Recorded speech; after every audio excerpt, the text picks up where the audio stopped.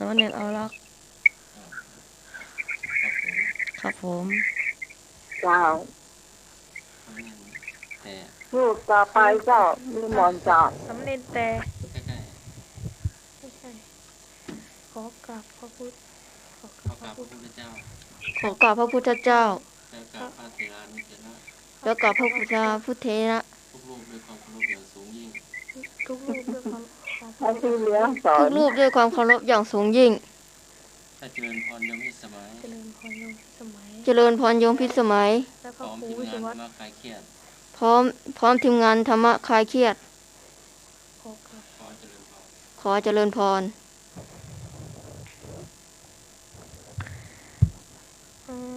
อะไรวะอะไรนะขอกราบพระพุทธเจ้าพระเทรานุเถระและโยมพิสมัยและทีมงานของธรรมะคลายเครียดทุกท่านขอกราบสวัสดีครับ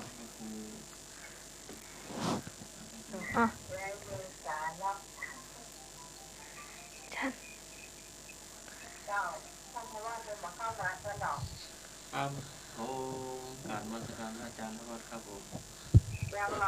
มาแล้วมาแล้วครับครับ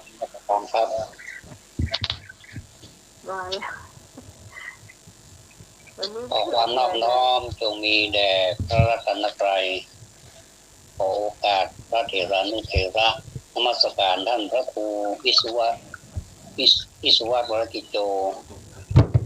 ท่านผู้อำนวยการสถานีวิทยุ 104.50 เมกะเฮิรตซ์วัดป่าหินเชียงใหม่นมัสการท่านอาจารย์สมัครครับครับผมกับถวายเคารพพระอาจารย์ครับแล้วก็นมัสการท่านอาจารย์นิพนธ์วัดพระธาตุดอยสุเทพอาจารย์ติดวัดป่าโมเชียงดาวสวัสดีสามเณรสามเณรน้อยๆกราบนมัสการครับเจริญพรคุณพิสมัยเจริญพรพี่นานมากก็พี่นานพักผ่อนครับพอดีบริจาคเลือดครับผม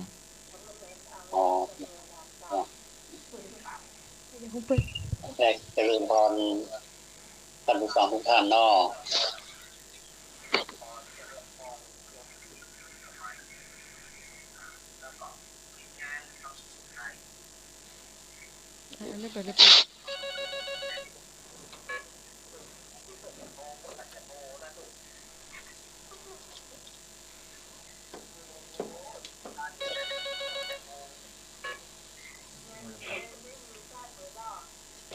โอ้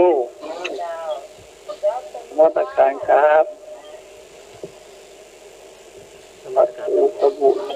วัดสวัสดิ์โจผู้อำนวยการสถานีมาตรการการนิพนธ์มาตรการการมานิตภาวโรมาตรการอาจารย์ภวัตมาตรการท่านมาสมัครเป็นมหาวิทยาลัยเรียนทามไม่ได้ยินเสียงมันโล่แล้วล่ะจ้าแม่องค์พิสมัยเรียนทามสามเณรครับนมัสการครับใครเครียดถึงสายขออยู่ยันเป็นสุข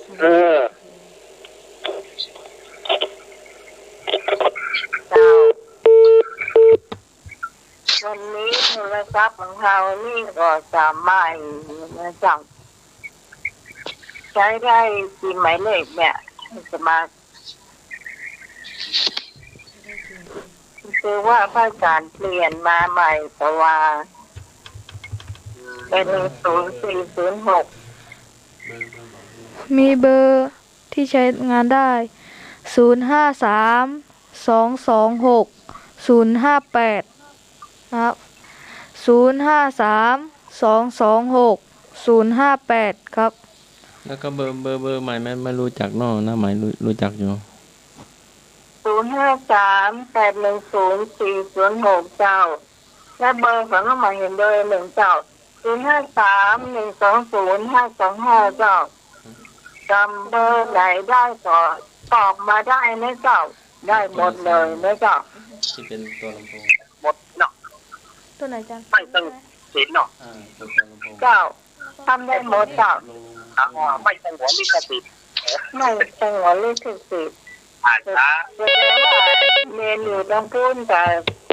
ถ้าไม่มีหมดเนาะดีเนาะไม่แสดงว่าประสบความสำเร็จถ้าไปอยู่ตรงพูนถ้าไปอยู่ตรงปีก็ได้ยินจริงคนเดียวเนี่ยโอเคแบบนี้สำเร็จเจ้ามาวันนี้เจ้าโคตรทีมละฮัลโหลครับเราจะมาถามวันนี้เป็นพุทธประวัติในตอนนี้วันอาทิตย์เจ้าฮัลโหลครับวันเสาร์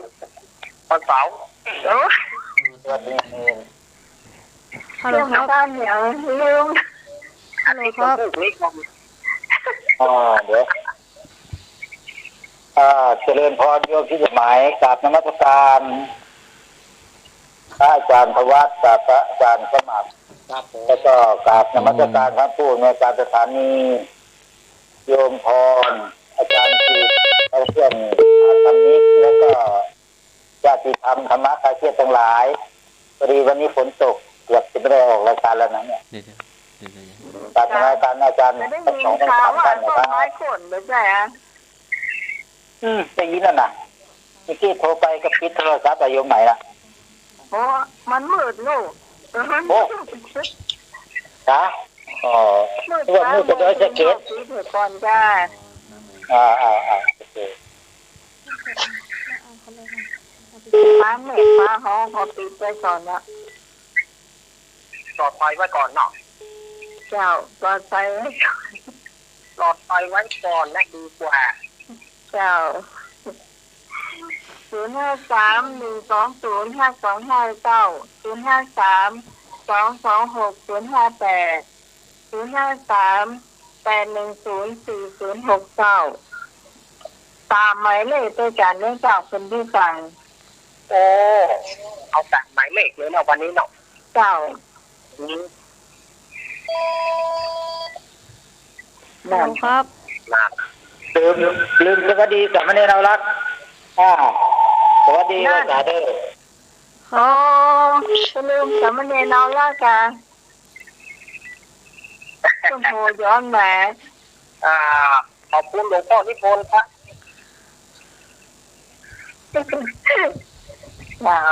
เอาแล้วแขนใหม่เนี่ยมันก็อ่านนะแกเนาะเอามันคงเข้าใหม่เนาะมาใหม่ก็ย่อม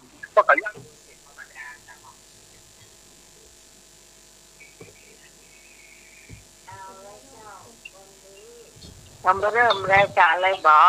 เอาเลยทำเลยเวลามาจบโกงละเนี่ยถ้าอันนี้ถ้าชายไม่ได้เลยเนี่ยนะถ้าชายไม่ได้นะใครจะถามก่อนถ้าจะว่าหรือว่าน้อยถามก่อนเนาะอาจารย์เนาะครับผมครับเสียงมันดังลงๆละอย่างไรท่านฟังหมดได้ทุกเรื่องสมณเณรนิมนต์เลยเนาะ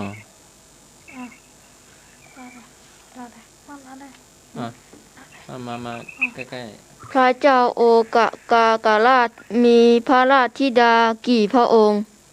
ข้อก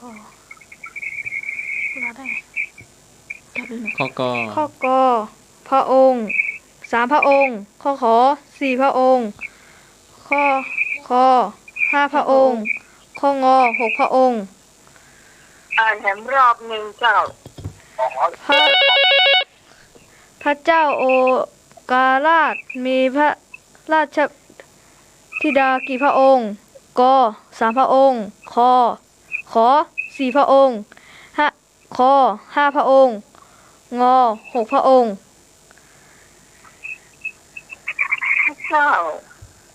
พระเจ้าตีโลการาชนะใช่อะโอการาช โอกากาลาด โอ้กะลาดว่าอย่างครับบาดเจ็บไม่ไหวว่า พระเจ้าโอกากาลาดโอกากาลาดโอกากาลาดมีพระราชบิดาธิดาราชธิดากี่องค์ตอบ บอกเบอร์โยมเนาะมาแล้ว แล้วเจ้าเบาวิทยุหน่อยนะเจ้า ฮัลโหลครับ พระเจ้าโอกาสลาดเนี่ยคนที่ไหนบอกที่มาที่ไปหน่อยเลยที่มาที่ไปยังไงนี่เลยพระเจ้าโอกาสลาดอยู่ใน เป็นบรรพบุรุษของเจ้าชายจิตทัตถะเนาะครับ อาจารย์ธวัช อ่านผิดไหม ถูกแล้วครับ พอดีสำเนียงน้อยถาม ครับมันชัดเป็นเตื้อมันชัดเป็นเตื้อจานรู้แล้วล่ะผมฟังไม่รู้เรื่องเดี๋ยวจะปรับก่อนครับ ครับผม ว่าจะได้ ดีมากเลยดีมาก มาจะให้เจ้าเนาะเจ้าเจ้าพี่แม่เจ้าพี่พรเจ้าอัครพระจาพระอาจารย์ท่านก็คือทรงวัดกรสิโกผู้อำนวยการสถานที่เจ้าพระจาท่านสมัครเจ้าพระจาท่านพระวัดเจ้ากราบพระจาด้วยนะเจ้า เจริญพร สวัสดีพี่หนามสมุนนะเจ้าพี่หนามบอก พี่หนานไม่มาครับ พี่หนามบอกมาแต่ว่าจะไม่เลยเอาลากมาเจ้าสวัสดีเมื่อวานเด้อเจ้าสวัสดีสมาชิกเพื่อนทุกท่านสวัสดีกราบพระจาวัดท่าสกิจนะเจ้าวันนี้ราคาคงแบบอยู่แต่เราราคาแบบปิวแต่ต้นไม้ทับใส่เจ้า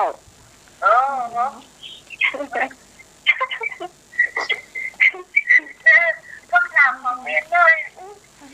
ที่อยู่ตอนแรกที่กะว่าเจ็ดคนนะที่เราขอต่อ60 กว่าเจ้าโอ้โหน่าเจ้าพี่พรนะเจ้า ฮัลโหลครับ ยมพรพี่พรปากเจ้ายมพรปากเจ้าเนาะหลังคาไม่ตึ้งหรอกต้นไม้มันโค่นใส่ทางกำลังขึ้นมา2 ทุ่มนี่หลังคาไม่ตึ้งเรามันมาคนละทางมันมาทางหน้าวัดเมื่อวันก่อนมาหลังวัดเริ่มพรปากเจ้าดูเด้อตอบเลยโทรมาเกินที่แอบตอบอ่ะ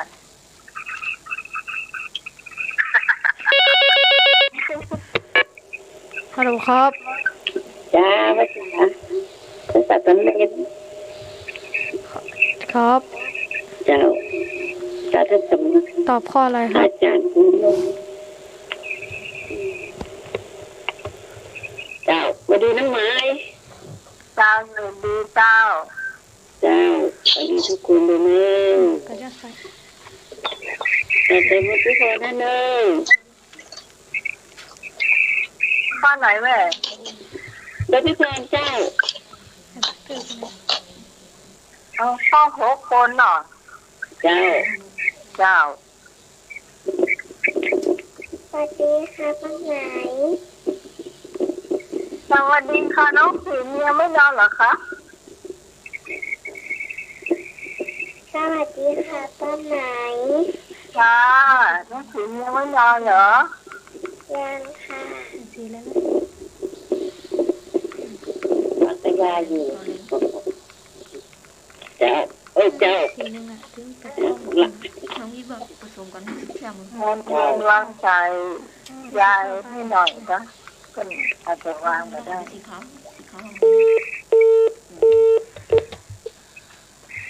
053-120-525-053-226-058ฮัลโหลครับ053-810-4069ยกไหมเจ้าเมื่อกี้ลืมตอบกะฮะเมื่อกี้ไม่ได้ตอบกะเมื่อกี้ยังไม่ได้ตอบเลยกะตอบสักหน่อยกะงั้นตอบเลยเราจะเอาสามองค์เนาะข้อไหนไม่รู้อ่ะสามองค์ข้อกอ สาม ไก่ ลูกใช่สามนางโอเคอย่างนี้ผลมีเห็นพระเจ้าคุณผู้ฟังตอบเข้ามาเลยไม่เจ้าทบทวนเบอร์นะครับ ตอบว่างนักเมื่อ053-226-058 000-226-058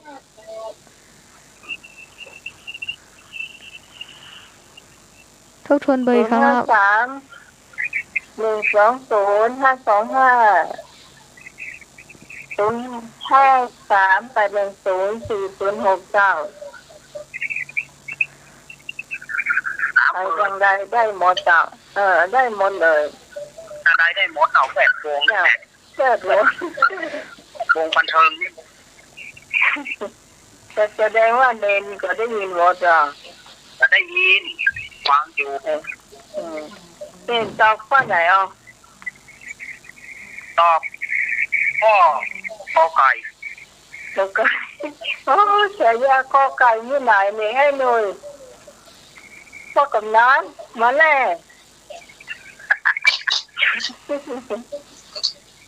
เสียยาข้อไก่ที่ไหนล่ะมาเนอะ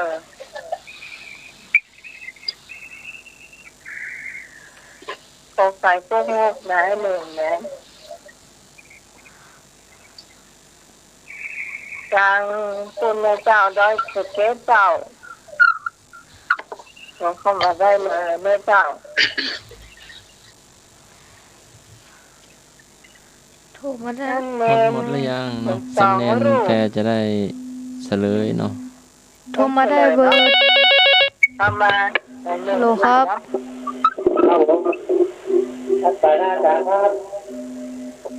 ทำมาละไอ้หนุ่ยข้ออะไรครับอาจารย์โอนะครับครับอาจารย์ขอรับนะครับคุณโอนะครับเราจะอยู่ที่ไหนครับรับราชการลูกเองครับเจริญพรเจริญพรเสียงเตเสียง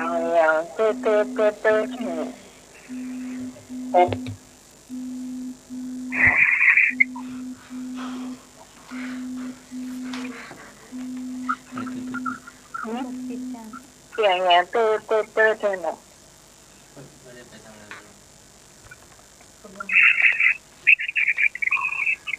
ก็ข้ออย่างไอ้เหนื่อย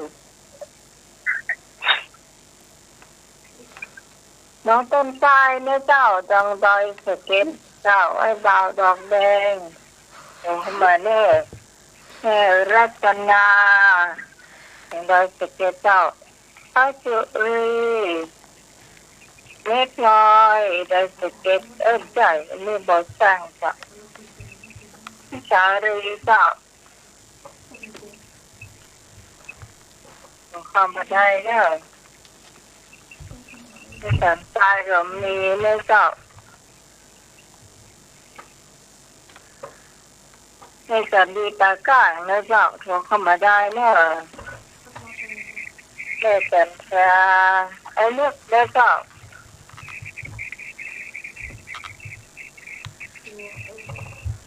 เฉลยปะ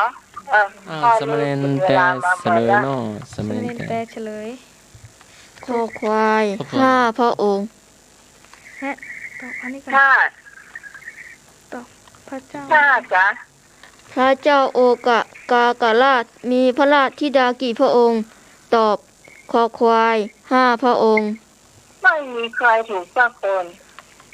กอไก่ก็งกหมดเลยครับ ก็ไก่ไม่เคยรู้สึกว่าอันถ่ายชอบมองงูอ่ะใช่ ก็ แต่ ไก่ ละฮกคนอ่ะ ไม่ได้หันจด ของงูมีแม่พรปัดเต้า ไม่จดไม่ทัน อ๋อ ครับ จดไม่ทัน จะไม่บุญ เต็ม จะไม่บุญแม่น กอ คำถามข้อที่ 2พระอาจารย์ทวัฒน์หรือว่าสมณเณรครับผมพระอาจารย์ ถ้าพระอาจารย์ว่าดีกว่า พระอาจารย์ทวัฒน์เนาะ เจ้า ครับกราบนมัสการพระอาจารย์ครับผม อะไรเงี้ย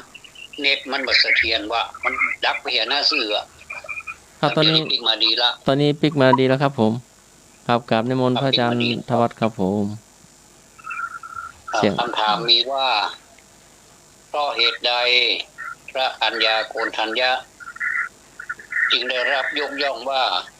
มีความเป็นเลิศทางรัตตัญญูก็เพราะเป็นผู้ที่ชักชวนให้พราหมณ์อีก4 ท่านออกมาบวชในพระพุทธศาสนาขอเพราะเป็นผู้มีประสบการณ์มากมีความรอบรู้หลายด้านพอเพราะความตนนิบัติ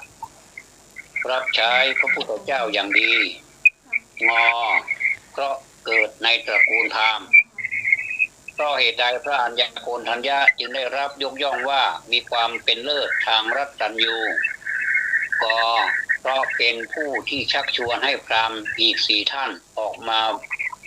บวชในพระพุทธศาสนาขอเพราะเป็นผู้มีประสบการณ์มากมีความรอบรู้หลายด้านขอเพราะคอยปฏิบัติรับใช้พระพุทธเจ้าอย่างดีงอเพราะเกิดในตระกูลพราหมณ์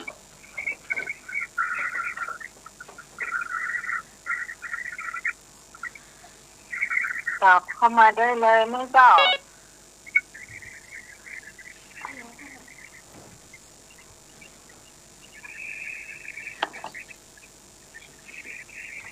มีน้ำร้อนด้วยเนาะ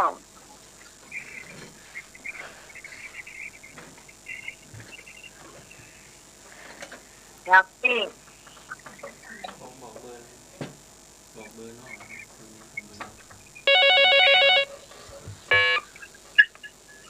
ครับผมสมัครนมัสการท่านทวัฒน์ท่านสมัครท่านนิพนธ์สามเณรทั้ง2 รูปแล้วก็ไปตั้ง 3 ลู สาก ม ค เณ รับ รเท่าหลักโดยนะครับผม อันนี้มาจากอันไหนพงประสร้างนะครับสามเณรนะครับผม อาจารย์นะเจ้า สวัสดีครับคุณพิสมัยครับผม เจ้าสวัสดีเจ้า สวัสดีทุกท่านทุกคนครับผม รอกันหนึ่งเลยเจ้าสายมาการน้องใหม่เลยเจ้า ข้อนี้ผมขอตอบข้อขอใครนะครับเนอไอพงประสร้างนะค ใคร รับ ย่อเจ้า สวัสดีครับผม สวัสดีเจ้า ตอบข้อไหนก็ได้ผม เจ้าขอพรขอใครย่อเจ้าขอบคุณเจ้า พงตอบข้อไหนสมณเณรแดงขอไข่ครับผมพระอาจารย์ ขอบคุณมาก พรก็ขอใครย่อ สำเนนโดนัทตอบขอไข่ครับก็ได้ฮัลโหลครับ เจ้า ขอแทนก็ยืนพงกันเลยกันไปตัดตาดีกว่าวันนี้ ฮะอะไรฟังไม่รู้เรื่องวางแล้ว วางไปแล้ว เด้อกัน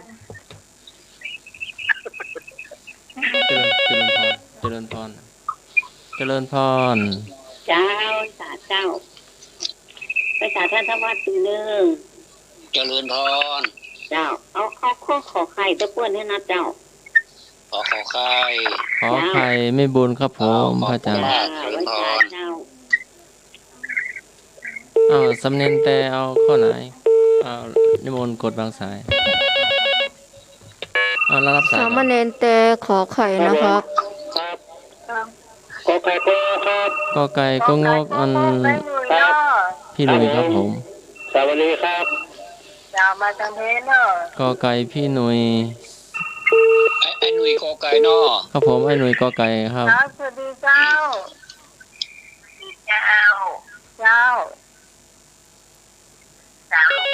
สวัสดีเจ้า สวัสดีครับ แม่จันดีเนาะเจ้าไม่ใช่สามไม่ใช่ห้าพวกทหารเนาะ ไอ้นึกกันน่ะ ครับผม ไอ้นึกเนาะเจริญพรเจริญพร เจ้า ขอ ขอ ไข่ ไข่ ค ก็ รับ ว่าเนาะ ไอ้นึกขอไข่เนาะ ไข่ครับ ไอ้นึกสบายดีเนาะ ครับขอบคุณครับสบายดี ดี ครับ ละดีละสาธุสาธุ แม่จันดีก็ตอบขอไข่เนาะแม่จันดีนะขอไข่เนาะ สมเด็จแดงตอบข้อไหน สามเณรแดงตอบขอไข่ครับ เน้นขอไข่เนาะ สมเด็จแดงสมเด็จแดง เน้นน้อยเน้นน้อย สมเด็จแดง สามเณรแดงตอบขอไข่ครับ นมัสการ สามเน้นขอ เจ้า ไข่ ไปยังแม่จันดีอ่ะ นมัสการพระอาจารย์ทวัฒน์ครับ ครับครับสวัสดีครับ พันธวัฒน์แม่จันดีเป็นตอบขอไข่นะ อ๋อกะมันได้ยินเสียงมัน มันมาพร้อมกันโดยป้าว่า จะตัดได้พอแล้วเนาะไม่จันดีขอไข่ เจ้าเรียบร้อยแม่ป้าสุรีบอสร้างมาเนอะป้าบับแม่ปลาโทรมาได้เลยเจ้า แม่โบเขียวเจ้าต้นทรายเจ้า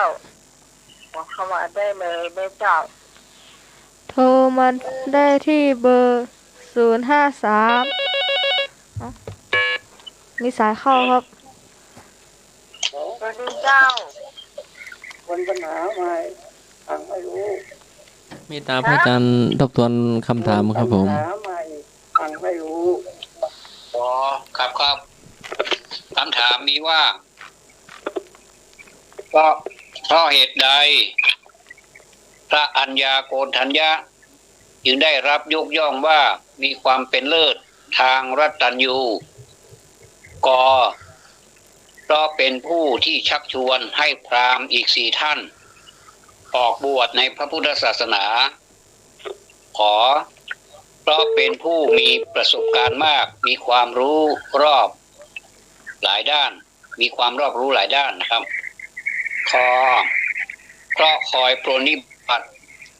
รับใช้พระพุทธเจ้าอย่างดีงอเพราะเกิดในตระกูลพราหมณ์ครับ เจ้า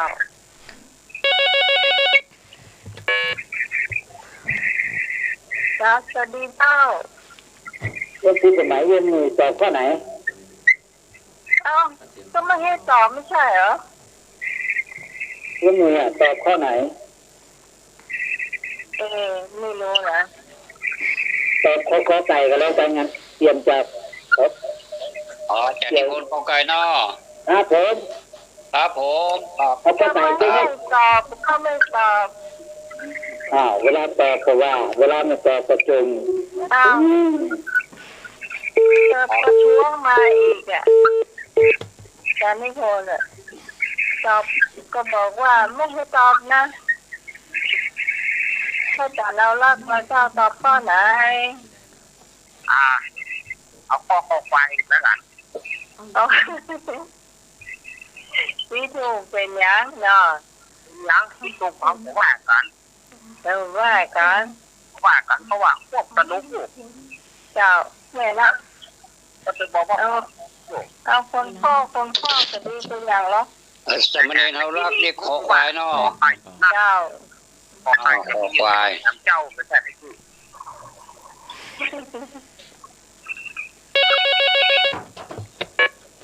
โทรศัพท์แหนเน่นเลย ฮัลโหลครับ ยังไหน เจ้า ข้อนี้นะ ถ้าตอบผิดจะขอตัดแขนป้าเป็นพุทธบูชาเลย ฮะ ถ้าตอบผิดนะ โอ้ ตั เบา ดแข เบาน วิท ซ้าย ยุหน่อย เป็นพุทธบูชาเลยตัดแขนเลยนะเอาหลักนะ ก็ตัดแขนตัวเองสิ อ้าวตัดแขนตัวเองมันเจ็บป่ะ คนอื่นจะเจ็บ ย้าย กั กะ น จากนิพนธ์ย้ายกะย้ายจากโลครัวกะ บอกว่าถ้าคิดข้อนี้จะตัดแขนก็จะเราลอก เอาจนได้เนาะเป็นไรอ่ะ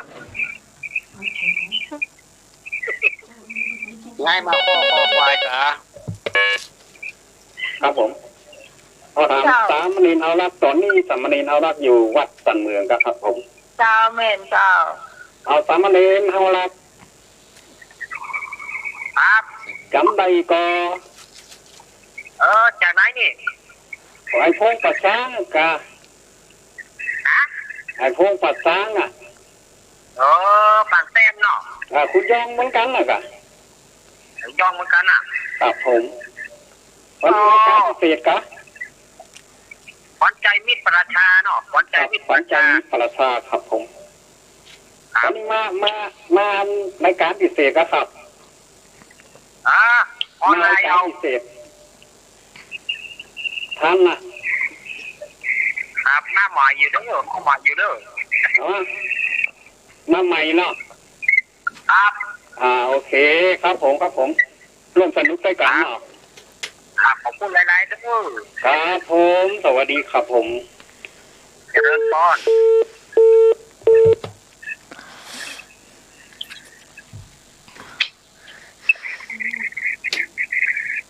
เอาละบ่ แล้วก็ คำถามมีว่าเพราะเหตุใดพระอัญญาโกณฑัญญะจึงได้รับยกย่องว่ามีความเป็นเลิศทางรัตตัญญูรัตตัญญูแปลว่ารู้นานมีประสบการณ์มากเนาะเป็นผู้มีประสบการณ์มากรอบรู้กอไก่เป็นผู้ที่ชักชวนให้พราหมณ์อีก4 ท่านอันนี้ก็ถูกของเปิ้นแต่ว่ามันใช่เป็นคำตอบข้อนี้เนาะคอควายเพราะคอยโปรนิบัติพระพุทธเจ้าอย่างดีอันนี้ก็วัจจัยงองูเพราะเกิดในตระกูลพราหมณ์กับวัจจัยเนาะมีข้อขอใครข้อเดียวเนาะเพราะเป็นผู้มีประสบการณ์มากมีความรอบรู้หลายด้านอันนี้เป็นคำตอบที่ถูกต้องเนาะมีผู้ตอบหลายท่านเนาะอนุโมทนาเด้อสาธุสาธุ เจ้า ออกไปถูกต้องเนาะ บอกใครถูกต้อง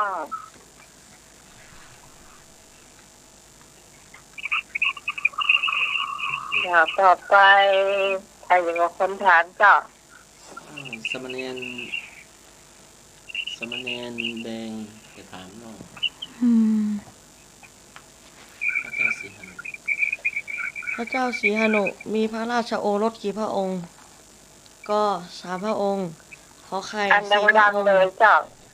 คอควาย5 พระองค์พระเจ้าศรีหนุมีพระราชโอรสกี่พระองค์กอไก่3 พระองค์ขอไข่4 พระองค์คอควาย5 พระองค์งองู6 พระองค์ คือต้องเข้าใจว่าพระเจ้าชินโนเนี่ยเป็นเสด็จปู่ของเจ้าชายพุทธพระนะเจ้าถ้าคุณผู้ฟังจะตอบนี่ก็ต้องคิดก่อนนะเจ้า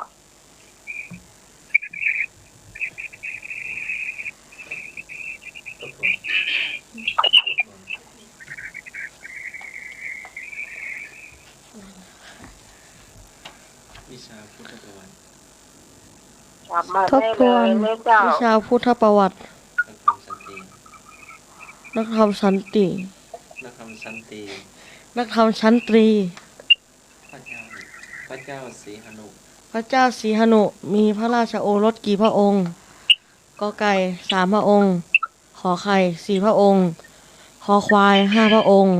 งองู6พระองค์ครับ ทบทวนเบอร์นะครับ05มีเบอร์เข้า ครับผม ฮัลโหลครับ กอไก่ตัวครับ 3 พระองค์ ครับผม ให้หนึ่งนะเจ้า ครับสวัสดีครับ เจ้า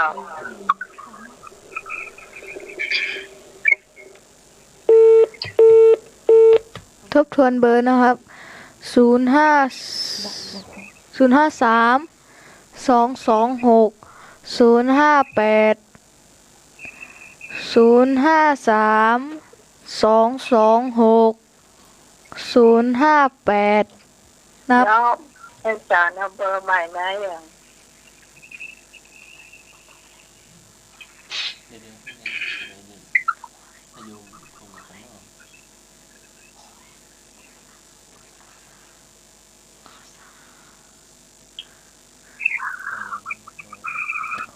มีเบอร์เดียวกะ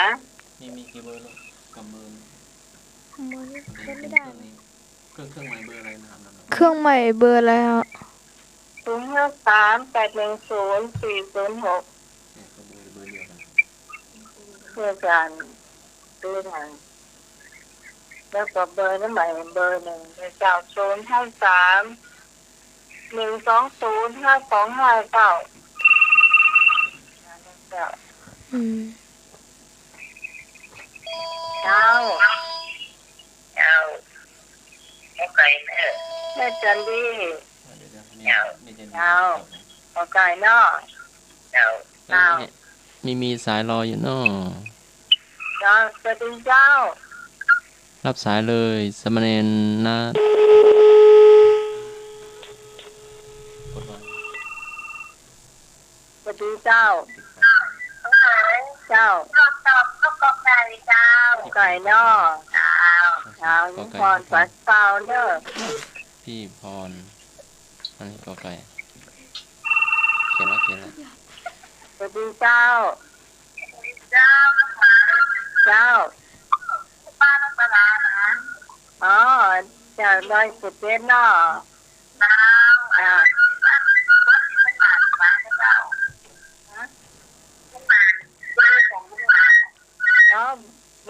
เรามาเจ้าวันนี้งาน เบาวิทยุหน่อยครับ เรามาเจ้า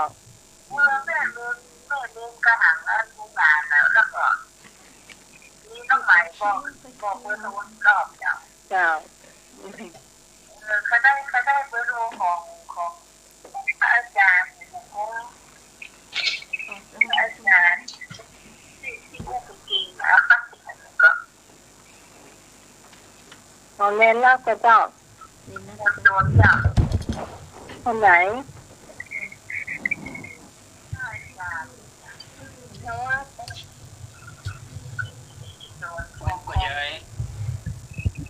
ประเดี๋ยวนี้ได้เบอร์053-226-058ทาง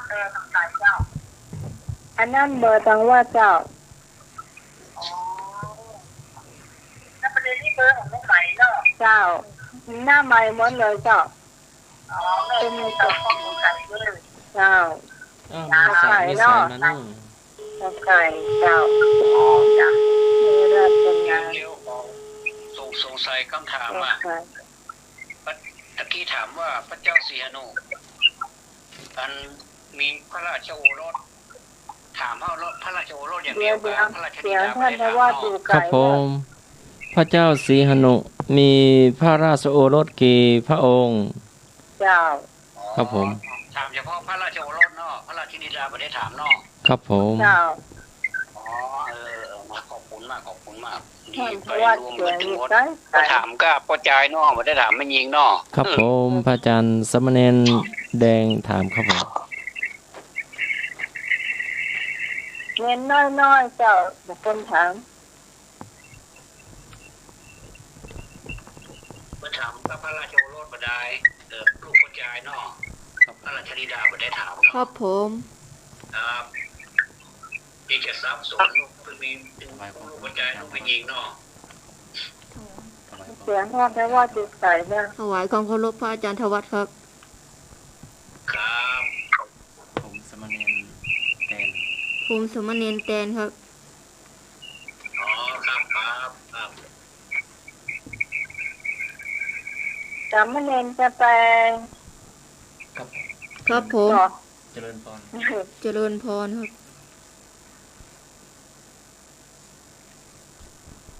อ้าวมีผู้ถามให้ก็มีผู้ตอบให้ก็เจอเลยเนอะ จานิพนธ์โทรเข้ามาเลยเจ้า ตอบข้อไหน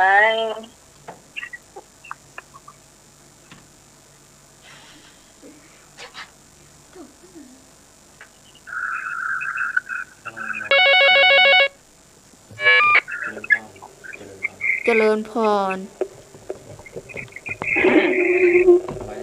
ร อาจารย์ธวัฒน์ยังก็อยู่ดาวอังคารเนี่ยอาจารย์ธวัฒน์ ฮะ อาจารย์ธวัฒน์อยู่ดาวอังคารกะ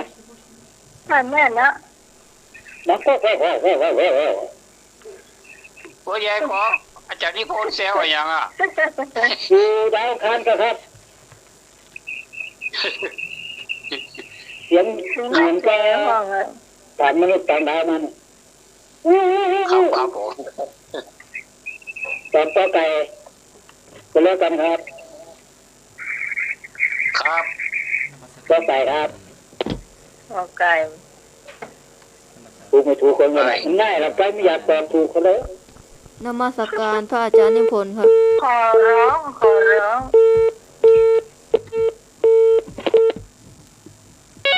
จำเน้นเอาลักเหรอ ตอบข้อไหน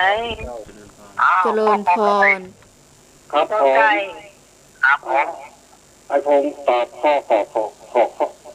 ขอไข่นะครับเลิก ไอ้พงตอบขอใครเนาะ ครับผม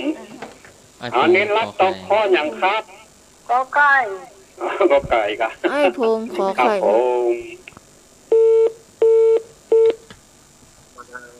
กอไก่นี่กี่องค์อ่ะ นะ กอไก่นี่กี่องค์ สาม สาม กอไก่3 องค์ครับ ขอไข่4 องค์ครับขอควาย5 พระองค์ครับ ขอควาย5เนาะ ขอ6 งองูเหรอง องู6 ครับ อ๋อไล่กันไปเนาะ3 4 5 6 สวัส ได้ ดี ละ เจ้าสวัสดีเจ้าเข้ามาเจ้าข้าวขับลาพระจาก็เป็นบ้านไม่ได้เจ้า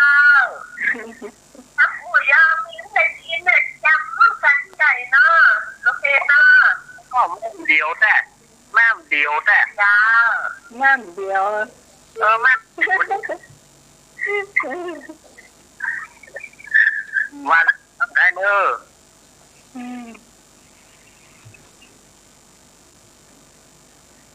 เงียบเหมือนเจ้า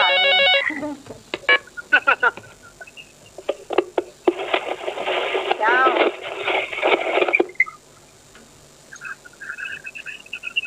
ราชการครับผม เจ้า ราชการท่านเข้ามาท่าน น ทำ มั มา สการพระอาจารย์กิจครับ ครับผมนมัสการพระอา แต่ จาร ไม่ ย์ เน้นรักนะครับผม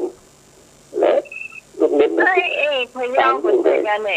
วันนี้น้องผู้ใหม่นี่นะ อาจารย์ปิดว่ะอ้าวเอกเนาะ เจ้า ขอโทษเราข้อควายครับผม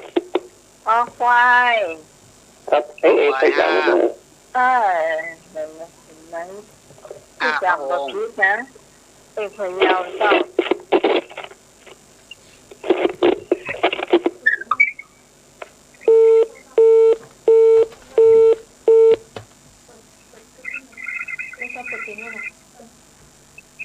ให้นึกมาเลยที่ได้ยินเสียงนึกแล้วมันตรงกับคนไทยมันคนเหนือที่โทรมาตรงกันเลย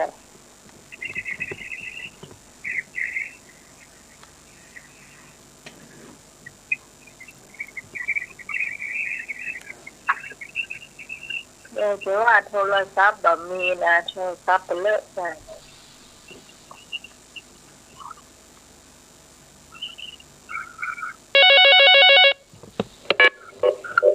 วัดนะครับ เจ้า ตัวเอกครับตัวเอกเจ้าควายตัวเอกเด้อครับเจ้าครับได้เลยไปนึกข้อควายนอเจ้าขอควาย5พระองค์ตอนวันนี้ตั้งแต่จะไปนักติ้งอ่ะฝนตกรับไปหมดแล้วค่ะ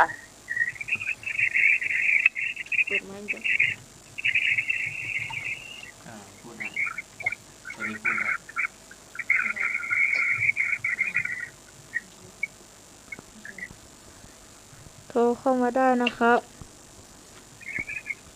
เบอร์คร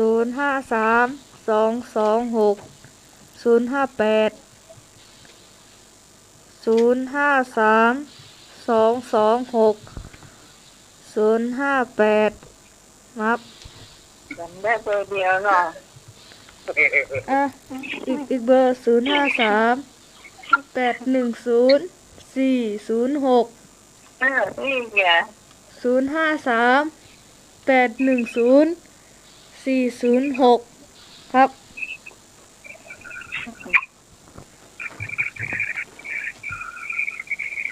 ได้เวลาถูกไหมครับพอสมควรแล้วเนาะจ้าทบทวนคำถามแล้วก็เฉลยสำเนียงแดงจะ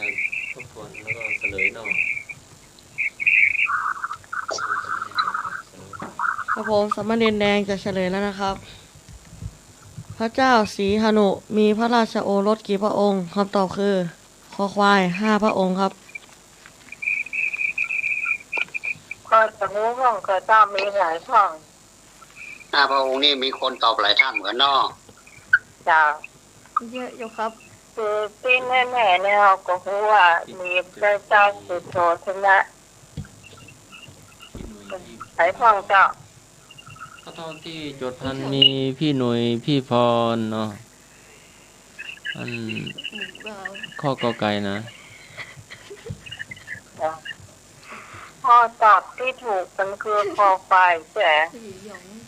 ข้อที่ถูกคือข้อหยังทำไม5พระองค์คอควายครับคอควาย5พระองค์เนาะครับขออนุญาต5พระองค์นี่ก็มีฮัลโหลครับสวัสดีครับครับผมก็รู้ว่าพระเจ้าศรีหนุนครพนมเป็นเขมรนะครับเป็นศรีหนุไหนนี่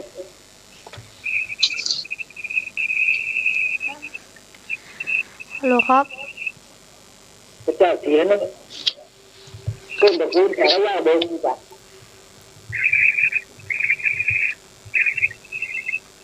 พูดแล้วอาจารย์นิพนธ์พูดแล้วและอาจารย์ตอบข้อไหนนะข้อควายก็ไก่ไม่ใช่ผีไม่ใช่มี5พระองค์นะครับเนาะครับผม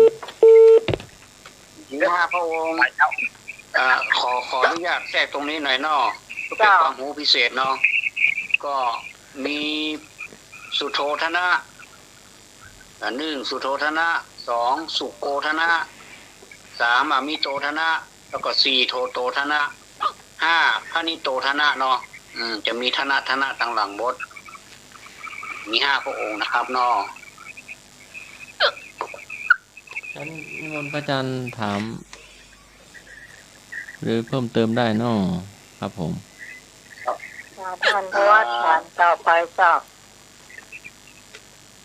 อาจารย์สมาบัติถามกาจะเปลี่ยนเป็นท่านวัดก่อนจ้ะได้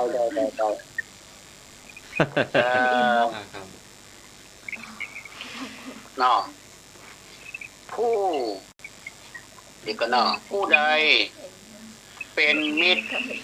มีอุปการะต่อมิตรขอกอพระอุรุเวลกัสสปะขอพระมหากัสสปะขอพระสารีบุตร งอพระมหาโมคคัลลานะผู้ใดเป็นมิตรมีอุปการะต่อมิตรก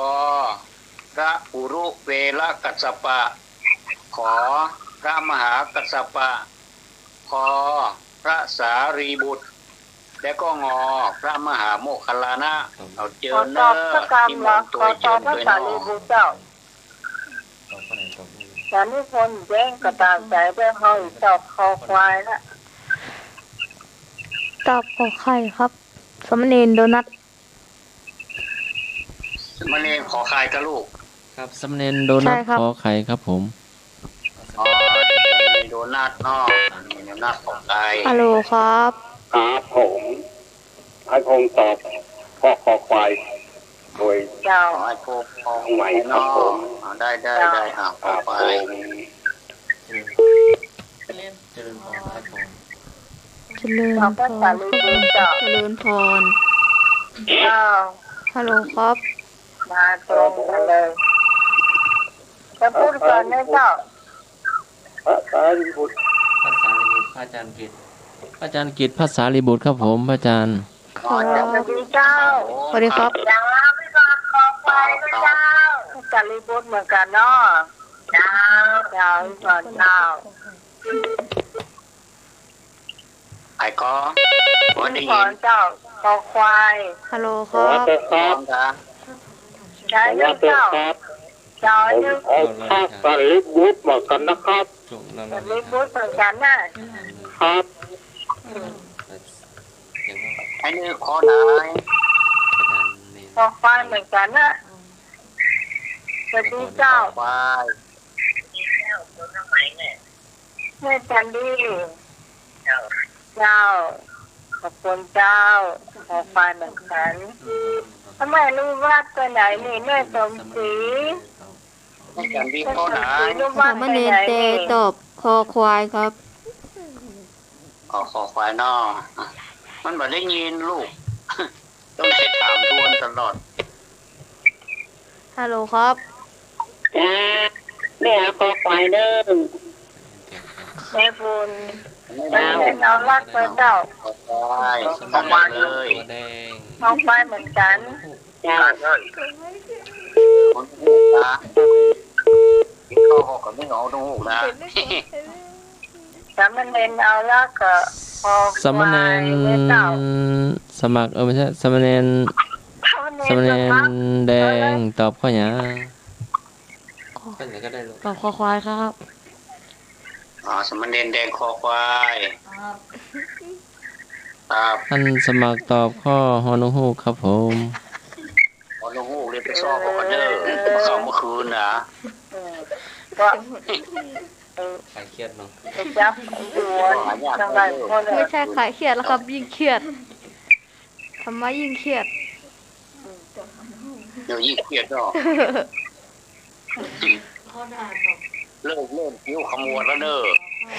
เริ่มคิ้วขมวดอ่ะ ขอไข่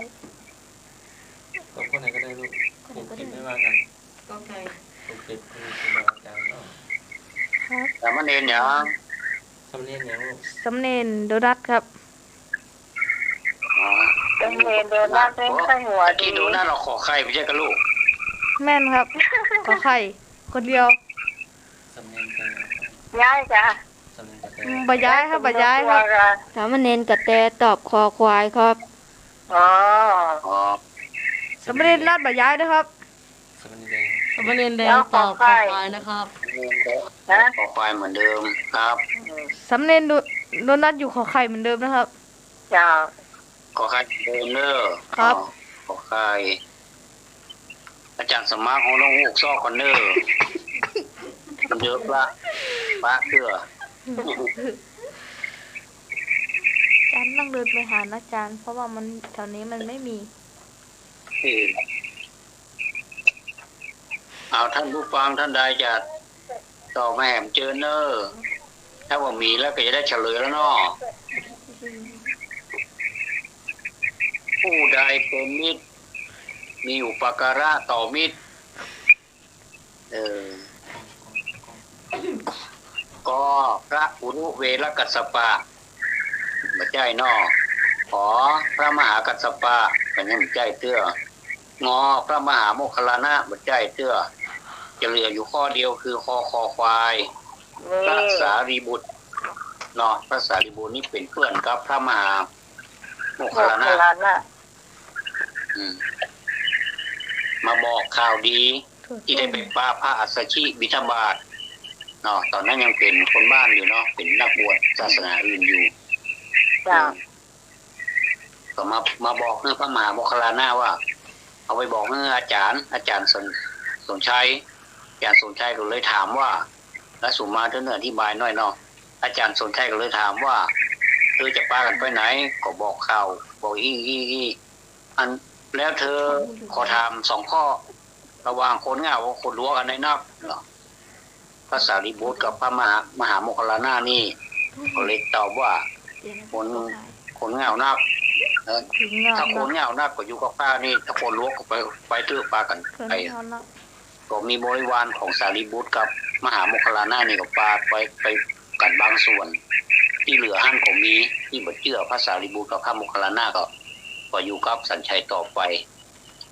เนาะอันนี้เป็นเรื่องราวของพระสารีบุตรกับพระมหาโมคคัลลานะต่อข้อควายเนอร์โอ้มีหลายท่านแต่บอกขออนุญาตมาอ่านนอกหรือว่าเนนจะอ่าน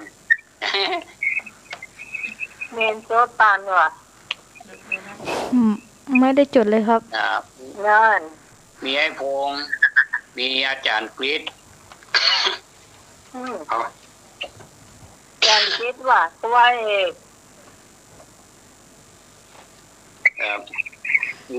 มีไผ่มามีไอ้นึกมีแม่จันดีมีแม่บุญมีสามเณรแดงก็มีแหมไผ่แหมท่านเนี่ยพี่พรกะสำเนียงแต่ครับสมณเณรกระแตครับ สมณเณรกระแตครับสมณเณรกระแตอยู่ขอไปเหมือนกันนะลูกน้องสมณเณรเอาลากปัญญานานเอาสมณเณรเอาลากนี่อยู่ข้อไหนก็คอควายเนาะสมณเณรเอาลากไปเนาะคอควายครับโอ้นี่คอควายนี่สำเณรโดนัทมีคำถามครับภาษาลีบุตรเนาะสำเณรโดนัทมีคำถามเจ้าชายสิทธัตถะเสด็จออกผนวดด้วยสัตว์พาหนะใดกอไก่ช้างขอไข่ม้าคอควายวัวงองูควายม้าเจ้าชายสิทธัตถะเสด็จออกผนวดด้วยสัตว์พาหนะใดข้อกอช้างข้อขอม้าข้อคอวัวข้องอควายม้าการนิทากะตอบได้เลยเจ้าม้ากันไม่ได้เจ้า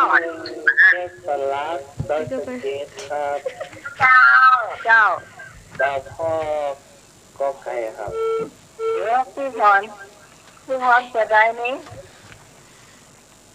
เจ้าพระเจ้าให้แค่ว่ามาใหม่เนอะพี่พรเนอะมาที่มีเจ้าแล้วก็ให้แค่แบบ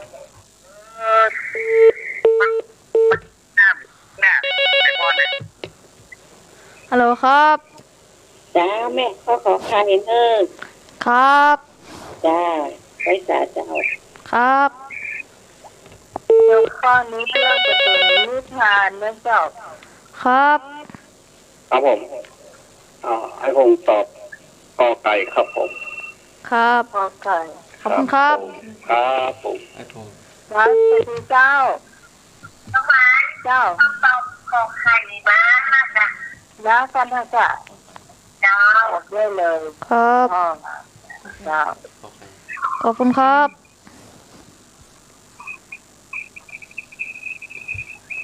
จะได้โฟนจะเอาควายจะได้เลย ฮัลโหลครับครับผมครับดูเอาไปครับครับผมครับครับขอบคุณครับครับที่หนึ่งข้อไหนเป็นเงินเอาละข้อไหนขอไข่ขอไข่ขอ อไข่เยอะครับ ขอไก่นะเนาะ สามเณร ครับผม สามเณรเอาละกอไก่เนาะ ฮัลโหลครับ สามเณรเอาละกอไก่ โอ้ สวัสดีครับ ท่านพระกะ ตอบข้ออะไรครับ กอไก่สามเณ ท่าน ร พ เอา ระ ละ กะ นะขอพระ สาม กา เณรเอาละพระยาเกตตอบ ฮัลโหลครับ สวัสดีเจ้าให้เสริมดีเนาะ ครับ ขอบคุณครับ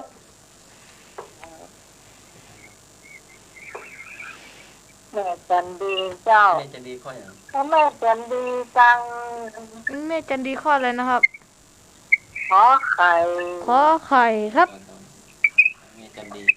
ขอไข่ในเรา ไข่ทอด เพราะนักร้องมาแตก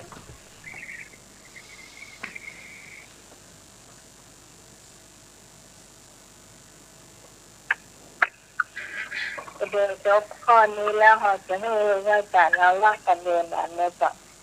เล่านิทานก่อนนอนให้ฟังนะเจ้าเนาะ ร้อนก่อนนอนครับร้อนก่อนนอน เอาค่ะ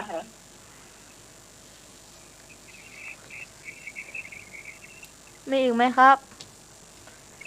มีอีกไหมที่จะตอบข้อนี้ โทรมาได้นะครับ053 226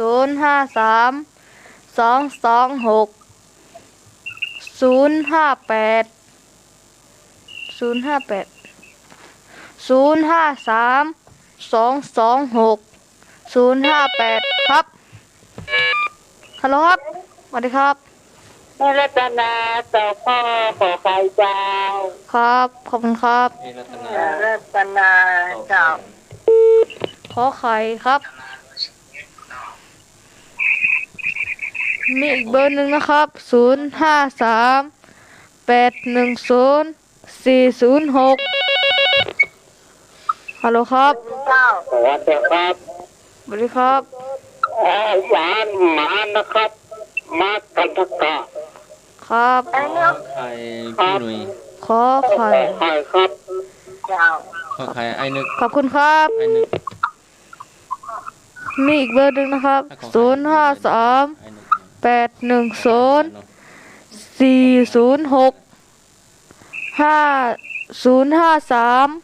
810 406 นะครับ เดี๋ยวสกรรมเนี่ย810 406จะใช้ไปได้นะถ้า3เดือนเกิน อันนี้ไม่อันนี้ ว่านั่นแหละจะโทรเข้าไปนะใช้ได้เบอร์เดียวคือ226 058นะเจ้า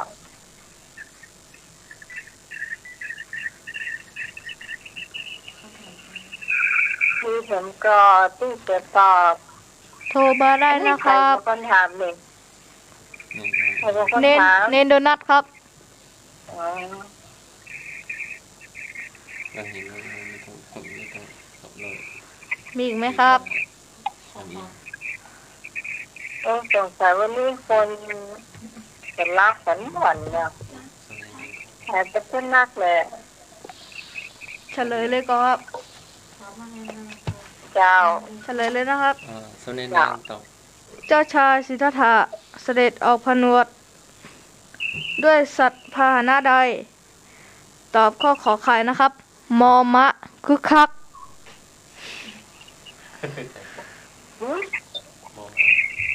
ข้อขอไข่ครับป้าม้าครับ ออกเรียมาเนาะ ครับ มา เก็ตเรียมา เจ้าเดี๋ยวขอเวลา1นะเจ้าเพราะว่า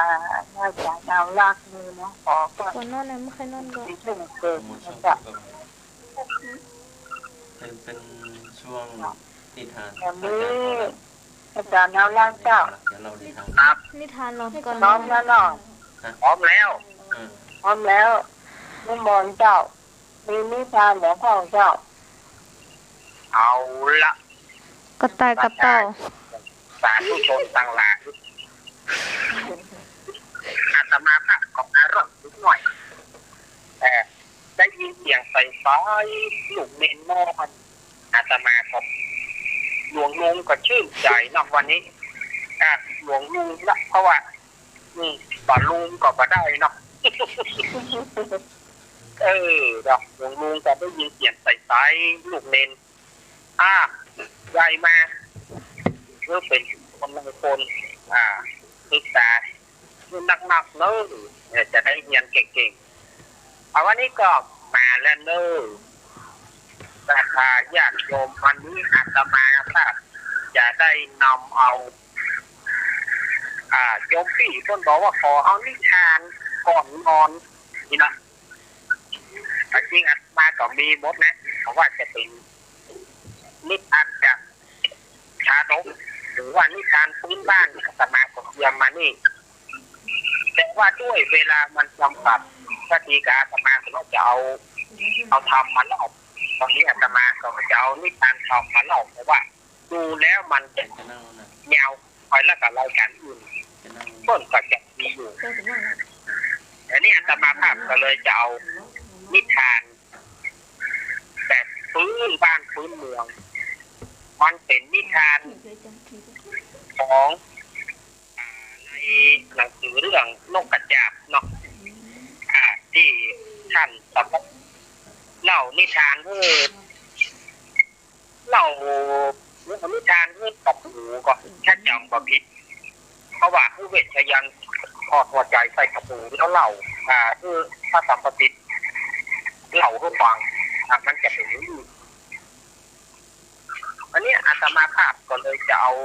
นิทานในเรื่องรักสองซ่อนรักเนี่ยมันอาจจะบอกให้หมวดในตรงที่แต่มันเป็นนิทานแฝงด้วยคติต่างๆนั้นจะเอามาเล่าว่านิทานแต่มันก็บอกให้จะม่วนแต่ใดแต่ก็จะเอามาเล่าเป็นนิทานพื้นบ้านเอาละเอาทำพระบทไปเดี๋ยวเวลาจะน้อยพระบทไปนักเดี๋ยวเวลาจะน้อยก็อาญาโยมต้นจะรำคาญหัวจะเจอหลังเมื่อมาละอันนี้กำเมืองลุงเมนเมื่อจอมหนึ่งเมื่อมาละเนี่ยอันนี้เป็นภาษากำเมืองเอาล้วนๆถ้าเป็นภาษาภาคกลางภาษากลางภาษานิทานก็บอกว่าการละครั้งถึงนานมาแล้วเนี่ยถ้าเอาเป็นกำเมืองจะได้ว่าเมื่อมาละเนี่ยมันบอกว่าจุดที่สี่นะบอกว่าครอบสังขยามาได้ยังมีพ่อใจคนหนึ่งมีมานพหนุ่มคนหนึ่งชื่อว่านายกวินเนี่ยมีภรรยามีเมียชื่อว่านางดาราแต่ว่านายกวินเนี่ยมักจะหึงหวงเมียจะหึงหวงภรรยาจะไปที่ไหนเขาก็มักจะเอาภรรยาไปสวยวิธีการที่เขาจะเอาภรรยาไปสวยนั้นเขามีความพิสดารเหนือคนอื่นนั่นก็คือเอาภรรยาสองปากแล้วโอมไปจะได้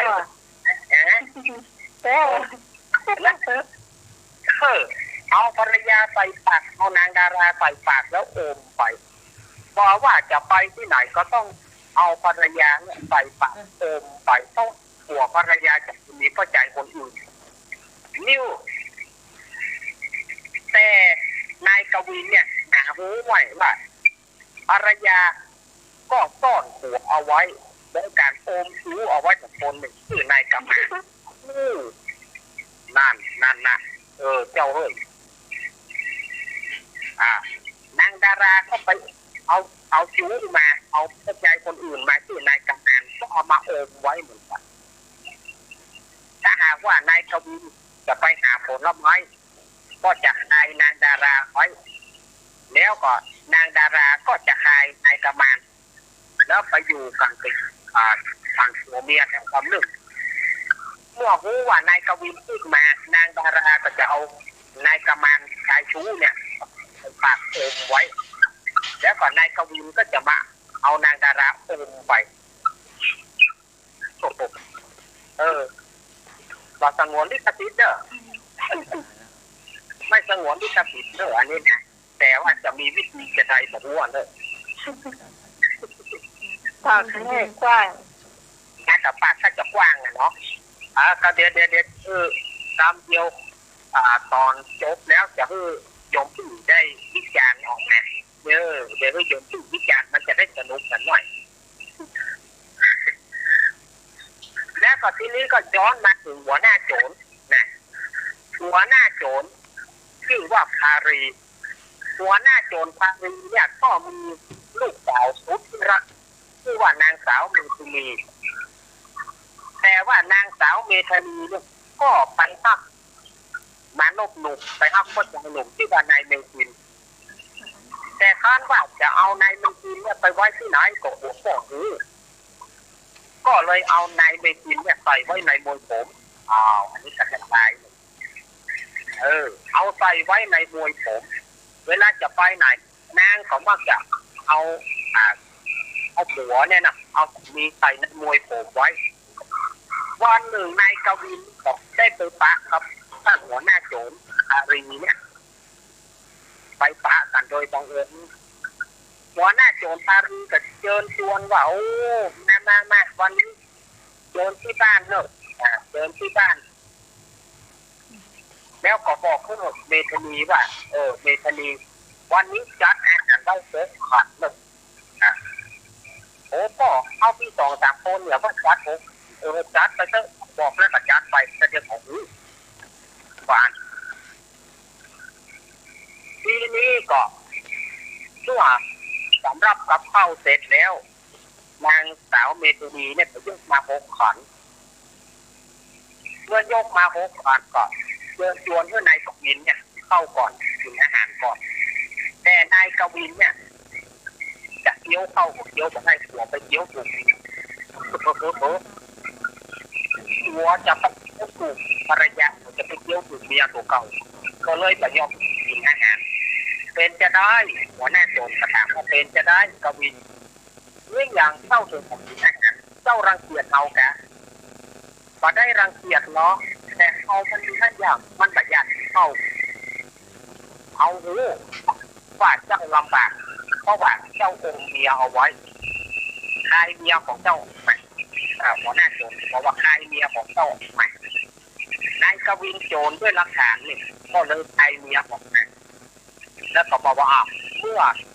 เดี๋ยวนี้นายกวินคายเมียของนายกวินกินอาหารได้แล้วก็เชิญนางดาราเข้าตัวกินอาหารเลยแต่นางดาราก็กินก็ได้เหมือนกันเพื่อจะไปเลี้ยวใส่ตัวจะไปพบใส่ใจสูงหัวหน้าโจรก็เลยถามว่าเป็นจะได้ดาราอาหารมีตั้งนักนี่เหรอนางก็ไปเสียงต่างๆหัวหน้าโจรก็เลยบอกว่าเอาละว่าเจ้ามีใจสูงอยู่ในปากนายใจสูงของเจ้าออกมานางดาราโจรด้วยหลักฐานก็เลยคายใจสูงคือคายนายกำมันทำให้นายกวินบอกโอ้สวมเขาด้วยผู้เป็นได้อุตส่าห์ว่าไฟไหนอุตส่าห์ขนาดถึงขั้นว่าโอมไฟก็ยังว่าเอาใจสู้มาโอมไว้แถมเป็นรักซ้อนซ่อมรักนี้แถมเอาละที่ของเจ้าละเมธานีเจ้าจงเอาตัวของเจ้าออกขโมยผมเมื่อนางเมธานีปฏิเสธหัวหน้าโจรจะเลยกระชากโผมออกกระชากมวยผมออกนะก็เพราะว่าก็ไปปาใส่ในเมธีซ่อนอยู่ในมวยผมเมื่อหัวหน้าโจรเสียใจบอกว่าพ่อฮักลูกผมเที่ยวตาดวงใจแค่ว่าลูกก็เอาใจคนอื่นมาเป็นหัวเลยก็ได้บอกพ่อเจ้าบอกฮักพ่อหัวหน้าโจรก็ไปโดดเหวตายเมื่อหัวหน้าโจรไปโดนกระโดดเหวทีนี้ก็นายกวินเดี๋ยวก่อนท่านหัวหน้ารอเอาตัวเอาก็เสียอกเสียใจเหมือนกันอุตส่าห์พักอุตส่าห์ไปไหนโอมไปโดยแต่เมียกับมีชู้นายกวินก็เลยไปโดนเป็นคนที่2ทีนี้นางดาราก็จะโดดโดยนายกวินแต่ถูกนายกำมานซึ่งเป็นใจชู้ เข้ากอดเข้าหวานเอาไว้ค่ะไหนๆมันก็ไปแล้วน่ะไม่อยู่กับแม่ดีกว่าหวานกันไปหวานกันมาโต๊ะตายกันซ้อนกันติดซ้อนกันทั้งคู่หนึ่งนี่เหลือแต่นางสาวเมตุนีนางสาวเมตุนีก็เลยกระโดดลงจากเอาสุดท้ายอาตมานี่ชื่อเรื่องนี้ว่าข้าวซ้อนซ่อนรับนิทานเรื่องนี้ต้นต่อแสดงให้รู้ว่าความลับมันไม่มีในโลกความลับจะอยู่ที่ไหนก็ตามก็มีคนรู้คนบอกรู้ดวงบนบอกรู้ข้อนี้จะเป็นยังไง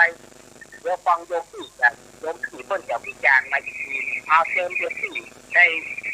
วิจารณ์มาเลยเนาะเจ้าสำหรับเรื่องนี้จะเป็นรู้ทางหอนสอนใจได้ดีเหมือนกันมันถือว่าไปแล้วเนี่ยความลับมันต้องมีในโลกแต่ต้นกรรมกาบนว่าใหญ่ทั้งตายทั้งตัวเอาใบบัวมาโขกนี่เนาะต้องมาได้เนาะมันมาได้เพราะว่าใบบัวมันน้อยกว่าผงยางเป็นน่ะจ้ะด้านรอบเอามาห่อเขาต้องตัดหัวมันน่ะเป็นน่ะที่เราต้องเพื่อนคนที่เก่งกรรมเก่าอย่างธัญวัฒน์เจ้าต้องวิพากษ์วิจารณ์เรื่องนี้มาแล้วเจ้า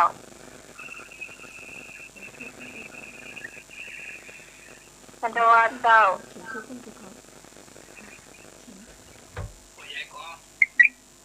ได้ยินต่อนะ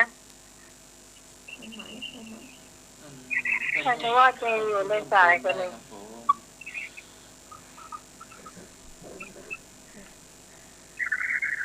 ถ้าจะมาท่านจะว่าอยู่ในสายกันได้ยินพระอาจารย์หรอครับผมได้ครับคนย้ำหลายกรรมเขาก็เลยคนไม่มีก็ตอนนี้เสียงพระอาจารย์ชัดเจนแล้วครับผมครับก็เรื่องราวของนิทานนี่ก็ดีนะครับเนาะเป็นคติสอนใจดีก็เล่าละเอียดเราเนาะของเขามีอย่างที่จะเพิ่มเติมแล้วเนาะเล่าละเอียดชัดเจนแล้วเนาะวันนี้โยมเจ้า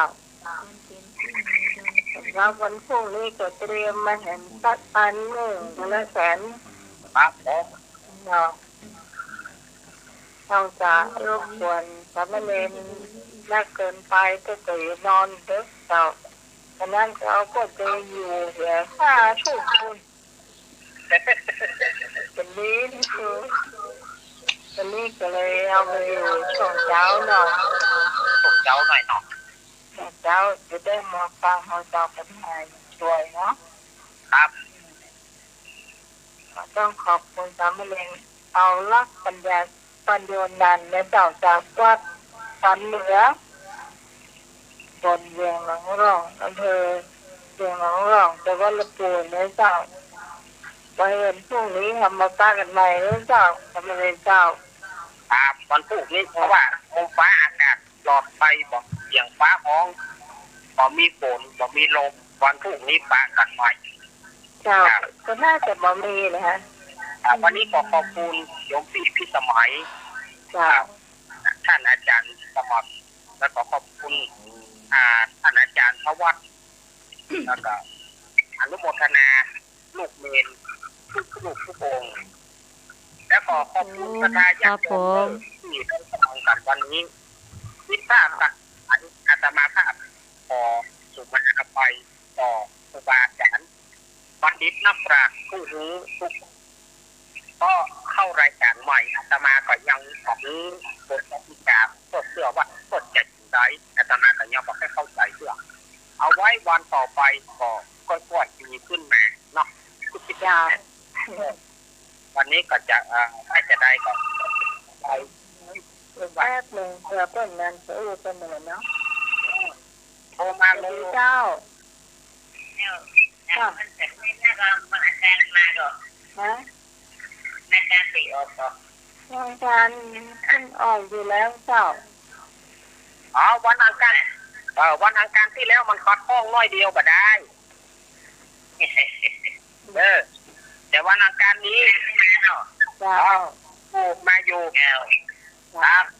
มาเจ้า เราฟังนะโทษตั้งไหนแค่มาสักหน้าอ๋อ จันดี แม่จันดีเนาะ เจ้า เอาขอบคุณเนอะแม่จันดีเนอะครับเจ้า เจ้าขอบคุณแม่เจ้าแม่จันดีเจ้า โอ้นี่กันเนาะนี่เป็นมาครับเราต้อง เป็นกำลังใจ ยมปีเพื่อรายการหลายรายการดูอัตมาของจัดใจเสียงไว้เพียงแค่นี้ขอเจริญพร เจ้าขอบคุณพระอาจารย์เอาละแม่เจ้า ออกมาทำไม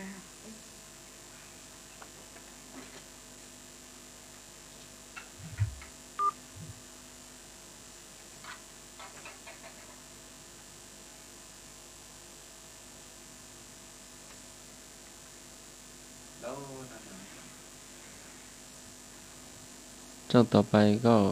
เป็นช่วงอะไรอย่างนะไหม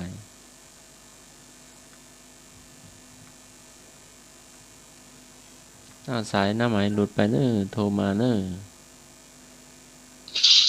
ช่วงต่อไปเป็นช่วงอะไรครับ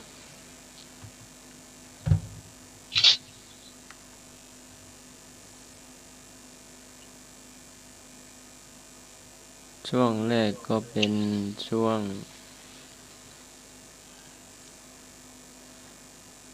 วิชาพุทธประวัติช่วงที่สองก็เป็น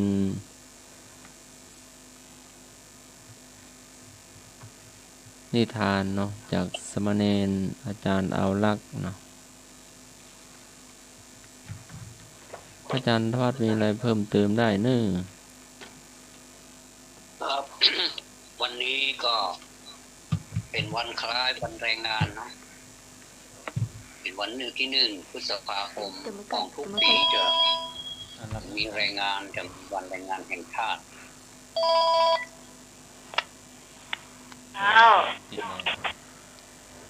แล้วมาตะเพแล้วเจ้าชัดเจนก่อน ชัดเจนเจ้า ชัดเจนเนาะ เจริญพร ดูก่อนว่าฟังออก เจริญพร เจริญพร เจริญพร ชัดเจนครับชัดเจน ชัดเจนขอแล้วก่อนเอาหูฟังออกเอาเป็นได้ยิน เสียงชัดเจนครับ ดาวต่อไปจะเป็นอาหารพื้นเมืองแล้วก็อะไรอย่างโกงมากนะ เต่าเตี้ยอย่างไว้เนอะเน้นน้อย เล่าตลกต่อจากอาหารเป็นเล่าตลก เดี๋ยวมาก่อนเชิญนะเจ้า ตัวจะอาหารเป็นรอปรุงครับ เล่าเรื่องตลก ตัวจะอาหารเป็นรอดตะลุงครับ ฮะยังก็ ใช่ไหม ฝันอะไรดีๆก็ ช่วงนี้ก็เป็นช่วงอาหารเนาะท่านไหนมี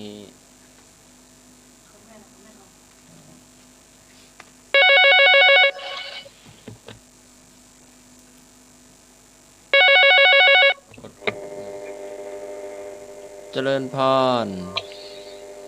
เจ้าภาษาเจ้า เจริญพรแม่บุญ สวัสดีเจ้า เสียงทำมาอย่างนั้น มาถ่ายรูปไปเลย เสียงดีก่อน ถ่ายรูปไปเลยถ่ายเลย เจ้าได้เลยแม่บุญ เสียงชัดแล้วน้อง ชัดเจนแม่ เจ้าวันนี้แม่จะต้มยำ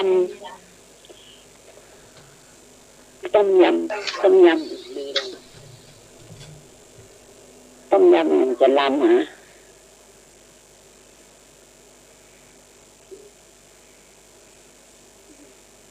ต้มยำไก่ข้าวจี ก็ต้มยำปลา ข้าวจี ต้มยำปลาดีกว่านะอุ้ยกล้องมาไปที่นี่เจ้าดีแล้วเนาะ ชัดเจนเจ้าแม่ เนี่ยต้มยำป่าเนอะต้มยำแบบอะไรอย่างต้มเนาะต้มชอบป่ามาสักตัวเอาปลาลิมเนอะปลาลิมตัวมักแขนนี่เนาะไม่ต้องเอาใหญ่ละเจ้าซื้อป่ามาเนาะป่านี่เป็นหัวเรียบร้อยละปฏิเป็นหยักเรียบร้อยแล้วนะทำได้ไม่ยากคนเดียวเนอะเจ้าเนี่ยกบเป็นก้อมเจ้าเขาก็ซื้อปลามาล้างหมดขาวเนาะเจ้าทำมาข้าวแล้วก็ตั้งหม้อน้ำเอาจากไก่ใบมะกรูดข่าต้มน้ำมันนั่งต้มเนื้อหน่อยน้ำมันออกเครื่องมันออกหอมเจ้าแล้วก็เอาปลาที่โขลกไว้ที่ล้างไว้น่ะเอามาใส่เจ้าเดือดสักกำ10 นาทีพอละมือเดือดปลาจะเละเนาะเอากระปูเนาะเกิดบุกส้มไปเลิกกันยังไงนะเป็นกุส้มผ่าไว้แล้วก็พริกแต้นิดเอาตำไว้เนาะตำมันต้องเอาเหนียวน้ำไปนึ่งมันจะเผ็ดเจ้าแล้วก็มะนาวผ่าไว้มะนาวซีกผ่าไว้เนาะเจ้าต้มเดือดใส่เกลือตัวนึงใส่เกลือให้น้อยเจ้าแล้วก็ปรุงเครื่องแล้วก็บีบมะนาวเป็นคือส้มบีบมะนาวซอยต้นหอมป้อมผักชีฝรั่งปิดไฟเรียบร้อยก็ใส่ผักป้อมต้นหอมผักชีฝรั่งกินก่อยต้มเผ็ดๆหน่อยเจ้ากินก็เข้าหุงเนาะเข้าหุงก็ลำก็นึ่งก็ได้ตะเจ้างาต้องต้มป่าแล้วละเจ้า เสียงหวานจังเลยครับ จ้าก็ใหม่เป็นไหนน่ะสมัยอาจจะมา เจริญพรแม่บุญ ได้ยินก่อน ได้ยินชัดเจนเจ้าแม่ ได้ยินเนาะเจ้าต้มฝาหนึ่งเสร็จละ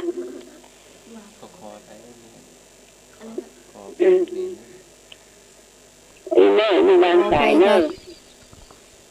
เจ้าวันนี้เจ้า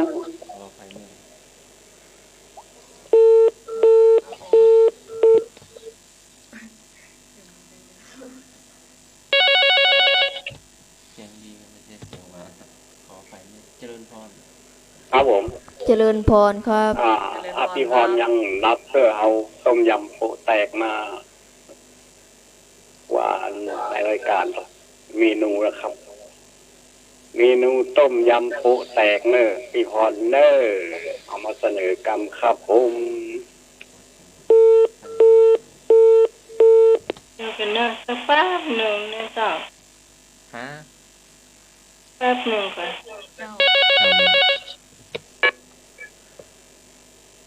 เจริญพร ใช่ไหม เจริญพร เป็นได้ล่ะ ยังไม่สมัยไปสักแป๊บหนึ่งไม่รู้ว่าไป ถามแม่บุญกันเนาะเมื่อกี้แม่บุญว่าเขียนป่าตัวเดียวเน้นจะหลายตนเพราะอินว่ะแต่ธรรมะ ครับผม แม่บุญมาเมื่อกี้อ่ะเราไปใส่ป่าหลายตัวเนาะเน้นมาจะหลายตนน่ะ เน้น1 2 3 4กับ สามเณรพระอาจารย์เอารักเนาะ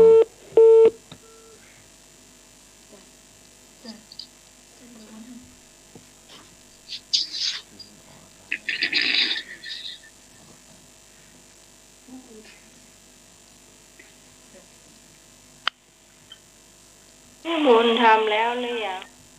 เรียบร้อยแล้วนะไม้ ฮะ เรียบร้อยแล้ว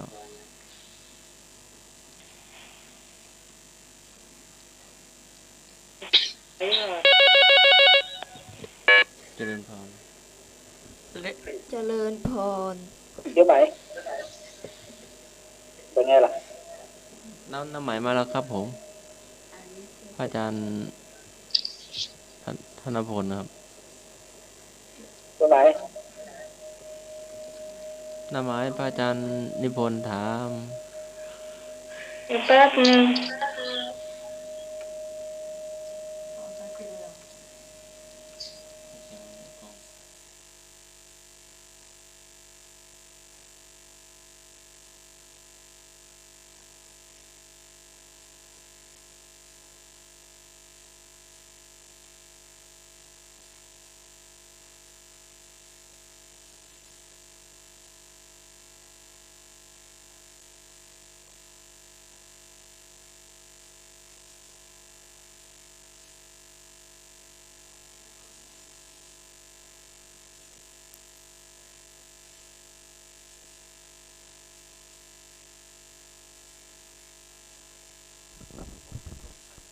ผมจะต้มไข่ครับ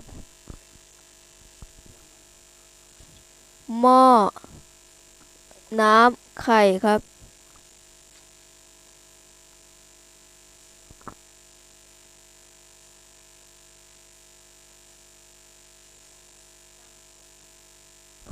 ตั้งไฟ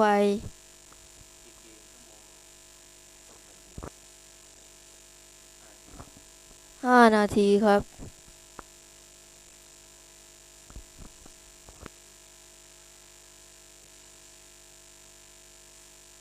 นักเรียนกำลังต้มไข่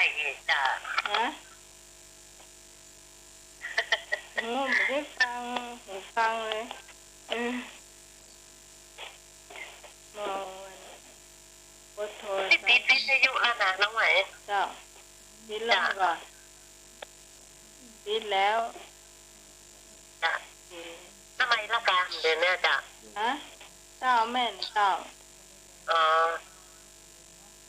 จะบุญเป็นต้มยำป่าไปแล้วนะเจ้าน้องไหม โอ้โหอันน้องไม่ได้ยินเลยเพราะว่า จ้ะอ๋อมันต้มป่านี่นะเจ้าน้องไหมบุญต้มป่านิน มาวัน ต้มยำป่าเนี่ยจ้ะ พอ ไอ้คงก็ขอพ่อแตกมายำพ่อแตกมากาจ้ะเดี๋ยวเอาอย่างดีก่อนกันดีอ่ะ ไอ้ขอ เอา ง ต้ม ก็ ยำพ่อแตกก่อนเนาะ เจ้า เดี๋ยวผมว่านั่นนะเจ้าจ้ะเอาเตรียมอุปกรณ์เนาะมีตะไคร้ตัดเป็นท่อน1 นิ้วมือมันจะได้จ้ะ เจ้า ตัดเป็นท่อนเล็กพอดีเนาะและหัวคานะจ๊ะโอ้หัวคาเอาคาตะหันเป็นแว่นนะจ๊ะคาอ่อนเนอร์จะไปอาหารแกล้ำจ้ะข้างงอนะเจ้าจะพวกเศษก็จะมีอาหารทะเลเนาะมีปลาหมึกมีปูมีลูกชิ้นปลาเนาะมีเนื้อปลากระพงนะจ๊ะ เจ้า มีหอยแมลงภู่ก็ได้จ้ะหรือหอลายก็ได้แล้วแต่ชอบเนาะเตรียมข้าวตั้งหม้อนะจ๊ะใส่น้ำใส่แล้วก็ตะไคร้หัวขาลงไปก่อนแล้วจ้ะตั้งให้มันเดือดจะเติมอย่างนึงนิดหน่อยนะจ๊ะ1 ช้อนชาแล้วจ้ะ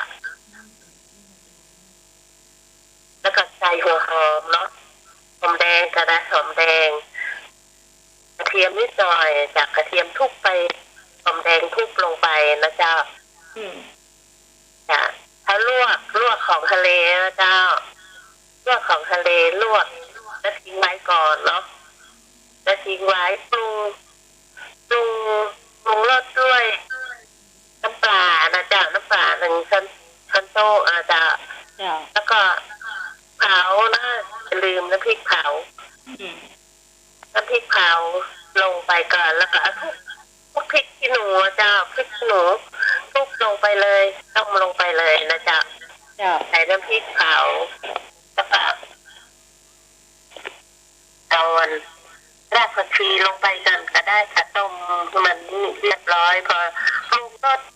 ด้วยชูรสนิดหน่อยนะเจ้าลงจ้ะแล้วก็เอาพวกแตกนี่จะใช้น้ำมะนาวนะเจ้าน้ำมะนาว2 ช้อนโต๊ะเจ้ามันเปรี้ยวนิดหน่อยเปรี้ยวออกเปรี้ยวแต่บักเค็มมาเจ้าพอดีเขาปรุงรสแล้วใส่ของทะเลลงไปเลยนะจ๊ะแล้วก็ใส่ใบมะกรูดเถอะสัก3-4 ใบเนาะต้มลงไปแล้วก็ชิมรสเปรี้ยวแล้วมันจะหอมน้ำพริกเผาหน่อยนึงนะจ๊ะเปรี้ยวแล้วก็หอมน้ำพริกเผามันจะมาออกหวานนะมันจะหวานน้ำพริกเผาอยู่แล้วเนาะปรุงรสแล้วแต่เราชอบเนาะนี่ก็ได้โปรแตกไปแล้วจ้ะแล้วเราใส่หอมใส่กระเทียมลงไปละแล้วเราลวกเพราะของทะเลเนาะลวกแล้วลงไปเลยจ้ะแล้วก็ตั้งหม้อเนาะตั้งแล้วก็ใส่ตะไคร้หัวขาลงไปเอาหอมใหญ่ลงไปแล้วกระเทียมแล้วก็พวกพริกขี้หนูลงไปก่อนแล้วก็ได้จ้ะพริกขี้หนูแล้วก็เขาลวกของทะเลเนาะปรุงรสก่อนก็ได้ปรุงรสด้วยน้ำพริกเผาใส่ชูรสนิดหน่อยน้ำมะนาวโดยจะปรุงรสที่มันได้เข้มข้นเนาะแล้วแต่เขาชอบแล้วก็เขาก็ลวกของทะเลลงไปเลยแล้วก็บันเดือดแล้วก็พริกใส่เลยนะจ๊ะเสิร์ฟกินกับข้าวสวยร้อนนะจ๊ะนี่ก็ลำแล้วอ่ะจ้ะซื้อเปิ่นก็แปลงนะพอ โอเคนะจ้าซื้อเปิ่นก็แปลงเนื้อโปรแตกนะท้องโปรแตกมันรู้ว่าท้องจะได้แต่มันก็เหมือนต้มยำนั่นแหละต้มยำทะเลอะค่ะแม่นท้องโปรแตกต้มยำทะเลต้มยำรวมเนาะจ้ามันจะเข้มข้นเน้นน้อยละน้อยเน้นน้อยใหญ่ตัวคนละตัวดูใจกันมีปูตัวนี้เอาปูใส่หลายปลาหมึกอินปลาแล้วก็เนื้อปลากระพงเนาะไม่เละอากาศเนื้อจ้ะนี่จะจัดรำแล้วของนี่ของมันมีเครื่องพร้อมแต่แค่เดียวก็ทำเสร็จแล้วจ้ะแล้วก็มีอาหารเพื่อสุขภาพของพี่อย่างที่บอกน้องหมดน้องใหม่นะจ้ะต้มยำปลาแห้งเอาไว้แถวหน้าเนาะจ้ะปลาแห้งเตรียมไว้ละจองตัวใหญ่ขนาดเลยน้องใหม่เตรียมไว้ละวันเสาร์หน้าก็ว่าอันนี้ได้โปรตีนไปก่อนเนาะแล้วมันจะมีอาหารเพื่อสุขภาพ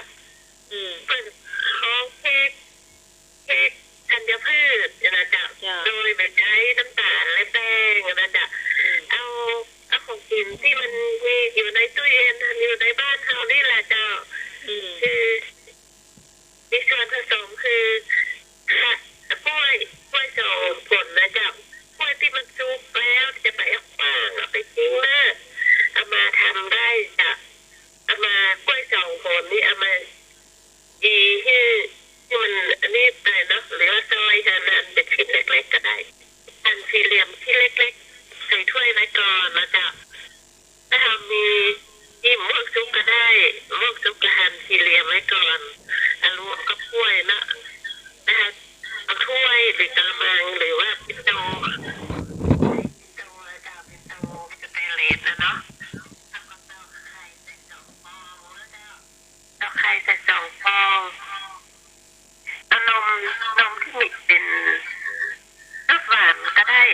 นมไวตามิลนม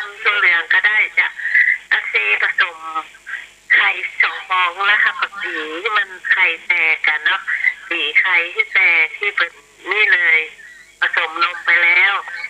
แล้วก็เอามะม่วงกับกล้วยนะที่เรายีไว้แล้วที่เราหั่นสี่เหลี่ยมแล้วนะลงไปเตี้ยนไข่กับนมมาจากแล้วพี่ก็มีมะพร้าวมีอะก็มีงาจ้ะงาที่ม้อนตำให้ละเอียดใส่ลงไปคนให้เข้ากันมีงาขาวตัวจากงาขาวคั่วแล้วก็ตำให้ละเอียดนะจ๊ะลงไปวันนี้พี่มีธัญพืชคือ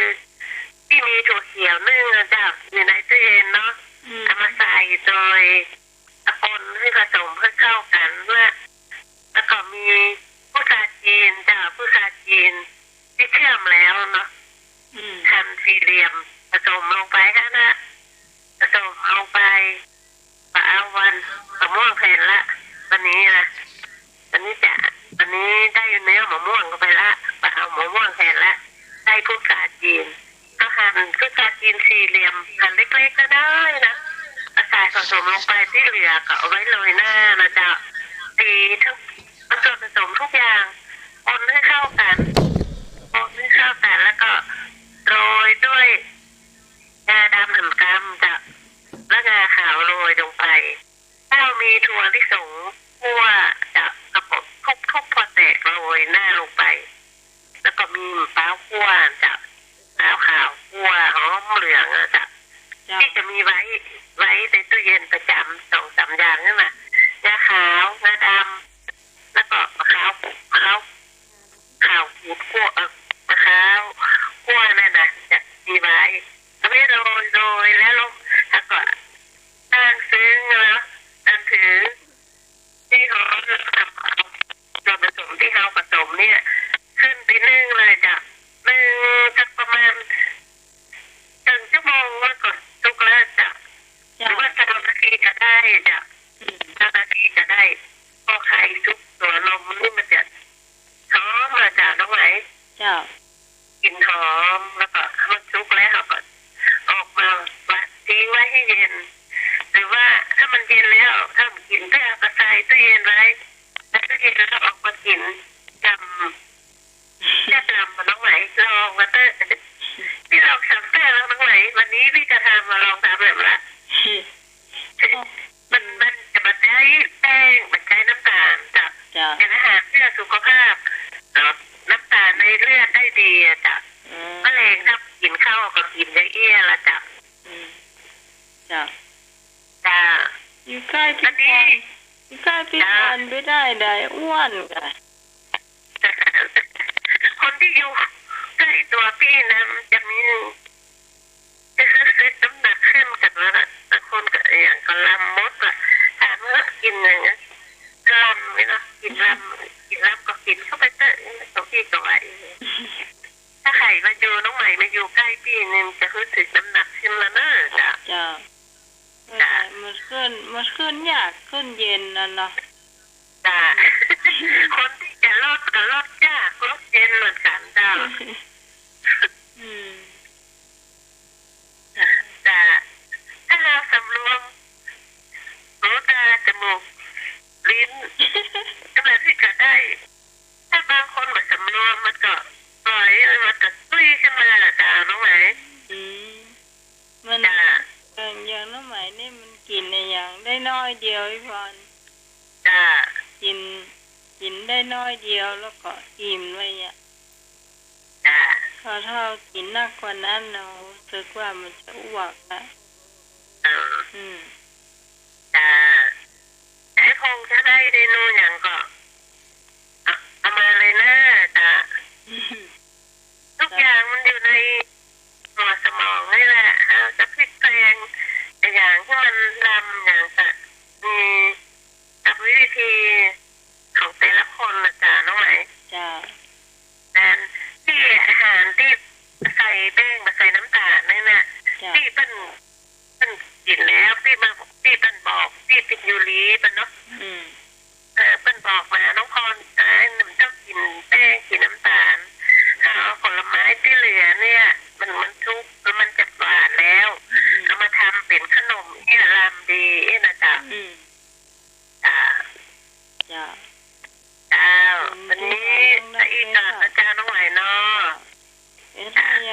มานอนเสื้อก็เป็นแฟนรายการกันต่อนะเจ้าก็ให้หัวแต่มันเพลินไปจนถึงเที่ยงตีหนึ่งตีสองเหมือนกัน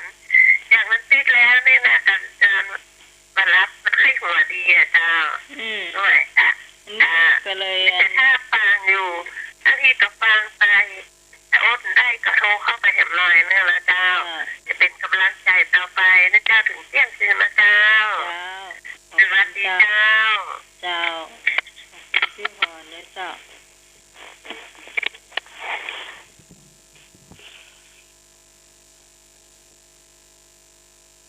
ไหน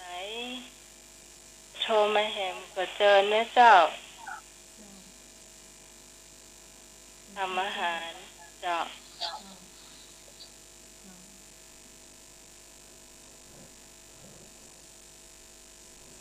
เนี่ยเพิ่นมด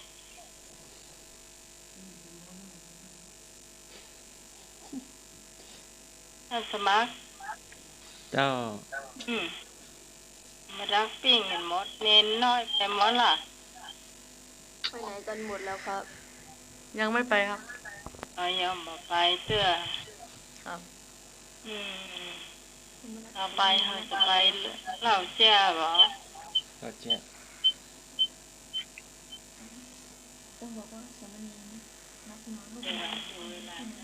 เราทำอะไรตอนนี้นัดจะวัดไปละเหลือสมณเณรกระแตกับสมณเณรแดงครับแดง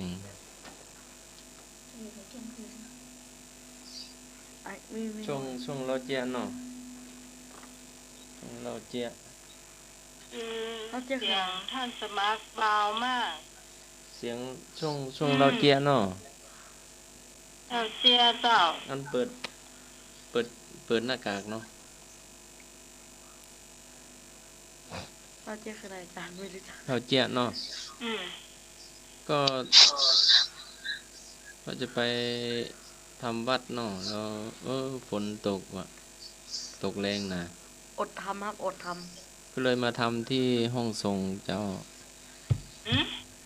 ทำวัดที่ห้องทรงเนาะไปทำห้องทรงนี่เลยเหรอเจ้ามาหมดแล้วอาจารย์ไม่ได้ยินเสียงเข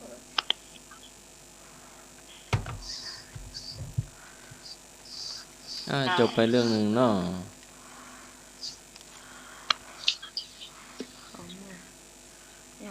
อีกเรื่องหนึ่งก็กวดวัดไปก็มดส้มไปเจอรังมดส้มเนาะเจอรังมดส้มมดส้มกัดเน้นน้อยพ่องกัดมันสมัครพ่องเนาะคันหมดแล้วครับถ้าจะมดส้มมาจะโกรธกันเนาะเสียงเบา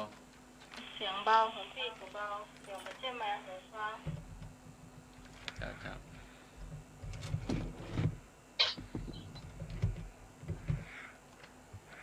าลงหน้าไม้ลง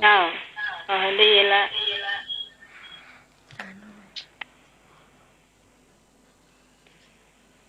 เจ้า2 เรื่องเนาะดีละมดส้มกันกวดวัดไปเนาะก็จะทำที่เดินจงกรมทำที่ว่าจะปักกฎนะแต่ว่าใกล้หางมดส้มเนาะ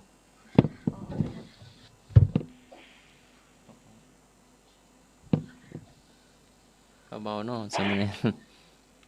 น้อยมีเรื่องเล่าก็เล่าเสียครับเรื่องตลก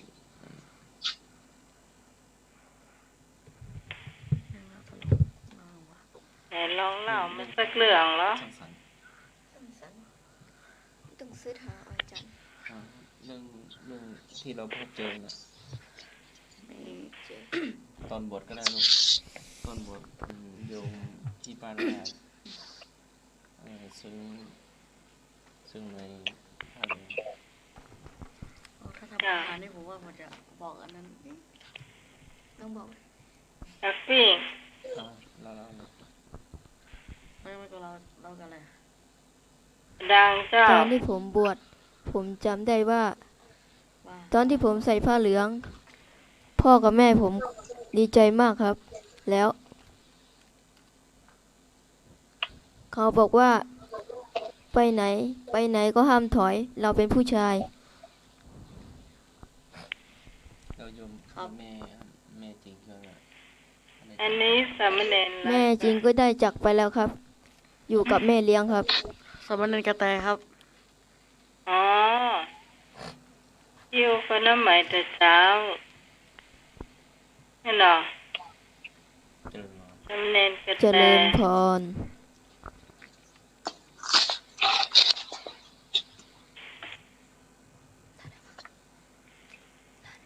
สามเณรน้อยนะเจ้า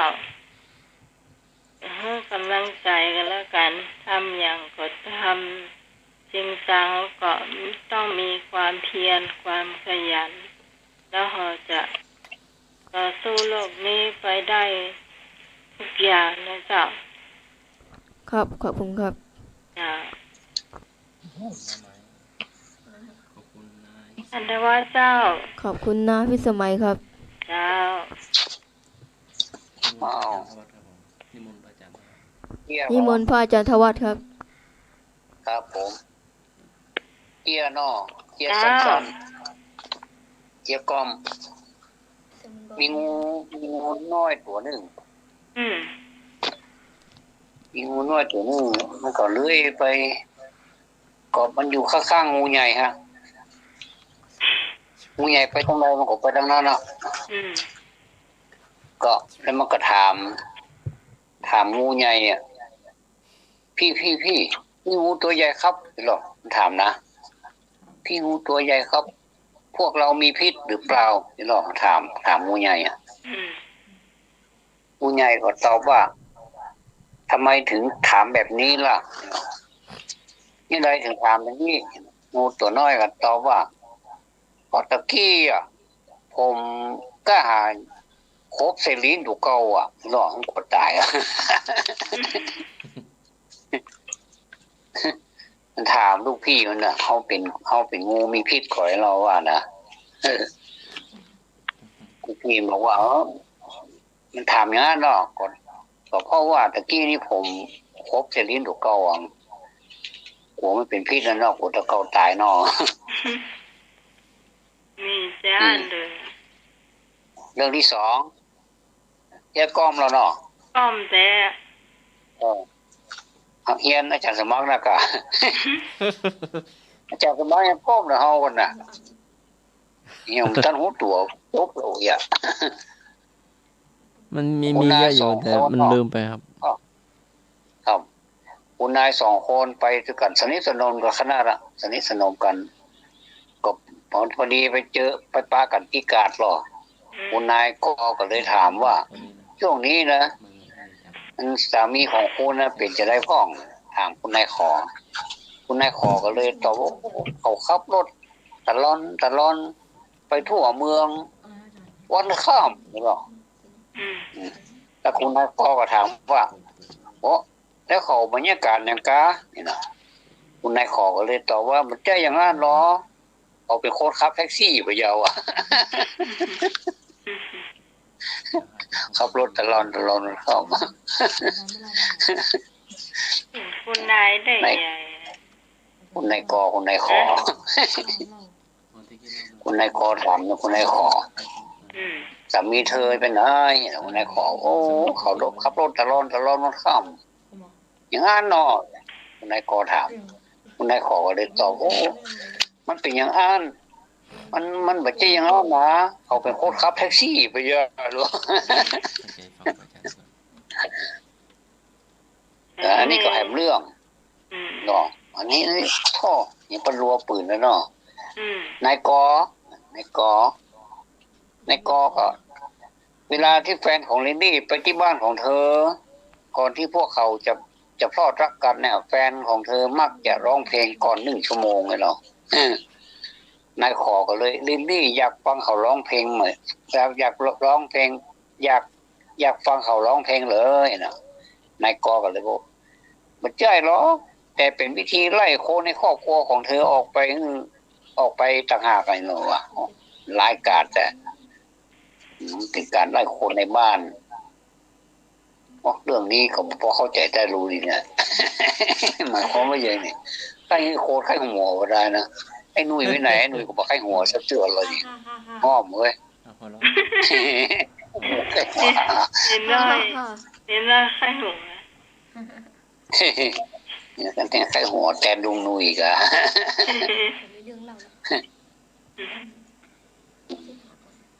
ในท่านหนึ่งไม่เอาชีวิตจริงเอาเนี่ยเห็นน้อยท่านหนึ่งมีเหรอเห็นน้อยโทรไม่ได้แล้ว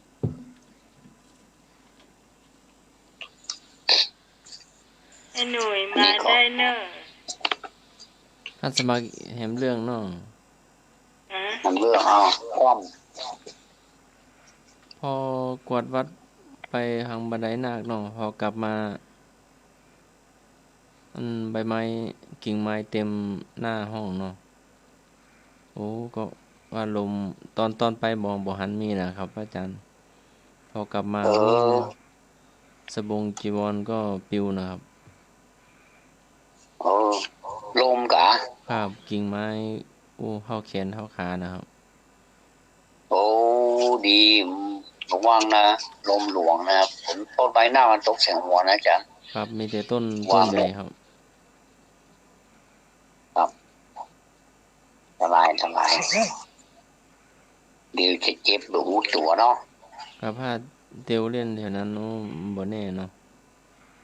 ครับกิ่งไม้ใหญ่กิ่งไม้เท่าแขนก็มีครับอาจารย์โอ้ซื้อหมวกกันนอกมาใส่เหรอกะอันนั้นเอาไว้ใส่ตอนขับรถครับเป็นหมวกกันนอกใหญ่ๆเนน้อยก็วิ่งไปวิ่งมาอยู่นะแถวนั้นมันเน้นน้อยแต่เป็นอย่างเขาวิ่งเร็วเขาอยู่วิ่งจ้าอะไรก็ใส่หมวกกันนอกนี่มันป้องกันจ้าเนาะหมวกกันนอกครับใส่หมวกกันนอกคือพอเจอสภาพว่าคือเจ้าใส่หมวกกันนอกก็มาถ้าจะเฮาเนาะมันไม่ปัจจัยซื้อครับมันหมูจักหรอกไข่ไว้นะฮานะอย่างไรก็ได้เฮาจริงๆก็จะเฮารอหมูจักฮากันนี่เอาเข้ากินด้วยว่าเนี่ยใส่หมวกกันนอกกันนะมันหมูจักอ่ะ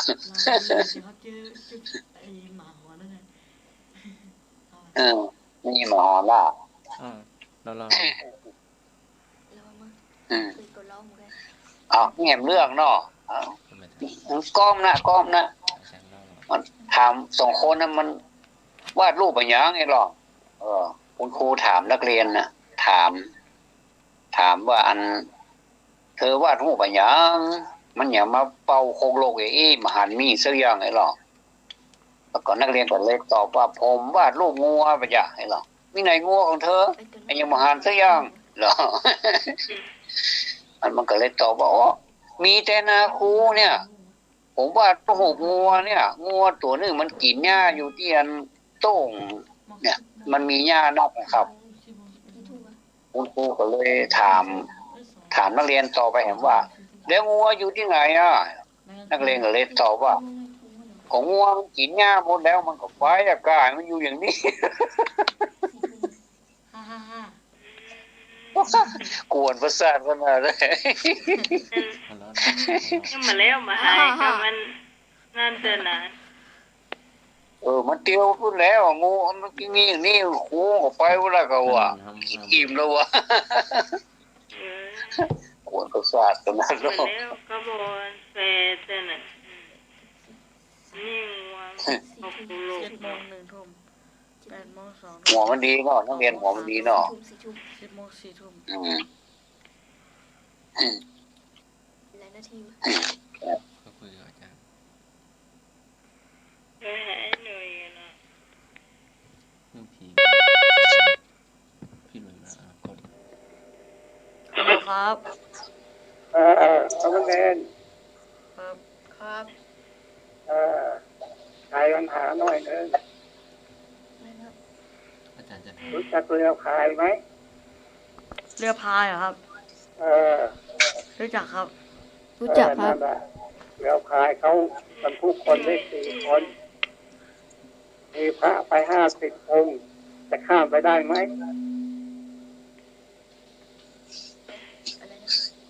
ทบทวน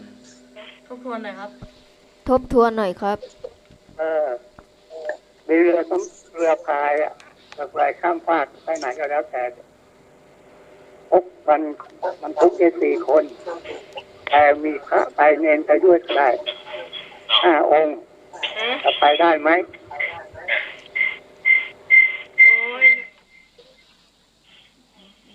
ไปได้ไหมได้ไม่ได้ตอบ ได้ กล้วยได้ ขึ้นสะพานไปยังไง ไม่ได้ เข้าใจเขา ไม่ได้ครับ เรือพายข้ามฟากมันทุกได้แค่4 คนเท่านั้น แต่มีเนนไปด้วย มีพระไปด้วยก็ได้5 องค์ จะข้ามไปได้ไหม ไม่ได้ครับ ทำไมไม่ได้อ่ะ เพราะ เดี๋ยวเรือจมครับ กำหนดแค่4 คนครับ ต้องได้สิ อีกคนหนึ่ง 4 คน ขึ้นมาอีก5 หนึ่งครั้งได้ ได้ไหม ไม่ยอม ท่านว่าได้แล้วเจ้าว่าได้ก็ เรือพายนะมันทุกได้แค่4 คน แต่มีตู้ไปด้วย5 คนห้าตนน่ะจะข้ามไปได้กันได้ไหม เพราะว่าเรือกำหนด4 คน แต่มีสามเณรไปอีก1 ลูกกลายเป็น5 คน แล้วก็คิดว่าเรือจะจมครับ มีพระไป เรือพายเนี่ยมันทุกแค่4 คนไง แล้วก็มีพระไป5 องค์ จะไปด้วยกันนะไปได้ไหม ไปได้ ไปไหนล่ะครับแล้วไปไหนล่ะครับ ไปได้ครับ ได้ไหม ได้ครับ ได้ครับ ไปได้ไงอ่ะมันมี4 คนนะมีพระ5 องค์อ่ะ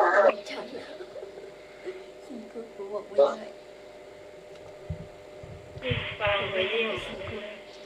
จะรู้นี่ เฉลยยัง เฉลยเลยครับ เฉลยนะ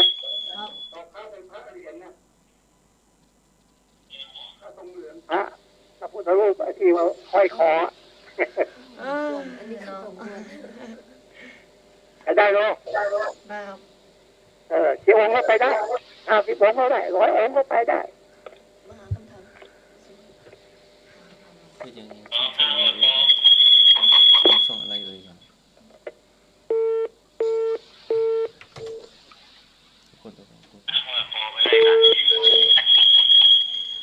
เสียงพี่หนุ่ยดังเนาะเบาวิทยุหน่อยเนาะพี่หนุ่ยเนาะ เขาว่าเขาก็ว่างผมมาเกี่ยวกันผมมาเกี่ยวเนาะ ครับผมของพระอาจารย์ดังชัดเจนนะครับ จ้าดังอยู่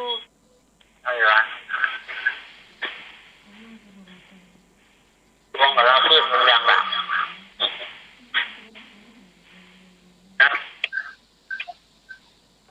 ที่น่ะคือคำหลาน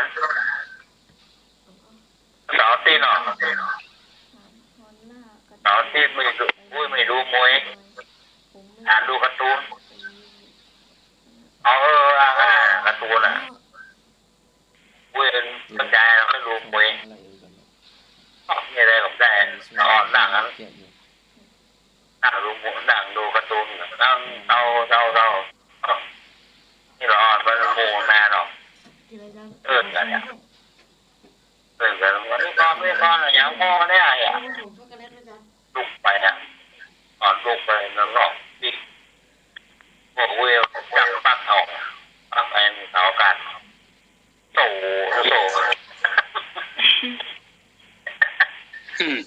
ตาปิ๊กแม่โอ้ประตูอะไรก็มันรู้แล้วครับ ท่านรู้ละอย่างโซ่น่ะว่าจะได้การ์ตูนปุ๊บเนี่ยโอ้ยเป็นหน้าชื่ออยู่ดูมวยแกนการของคนเฒ่าเนาะ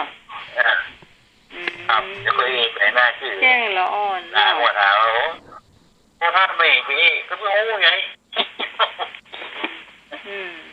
มันหน้าห่างได้ไม่ได้เสียงเอาอยู่มันดูโชว์เอามากลาง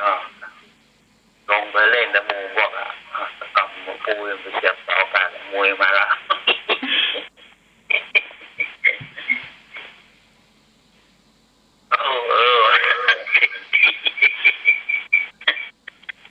ดีละอันนี้คนเฒ่าตั้งใดหัวเนาะ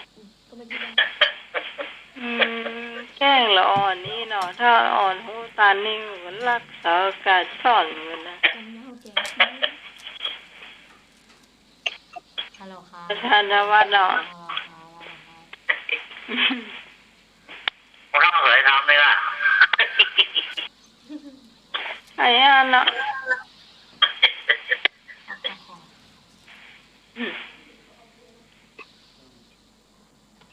โอ้ยหมดเราทอดเนาะดูการ์ตูนเลยอ่อนเขาดูการ์ตูนจ้ะการ์ตูนอีกทีดังไปละ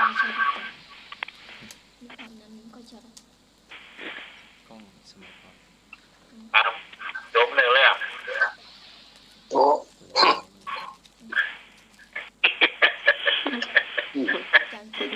ก็บอก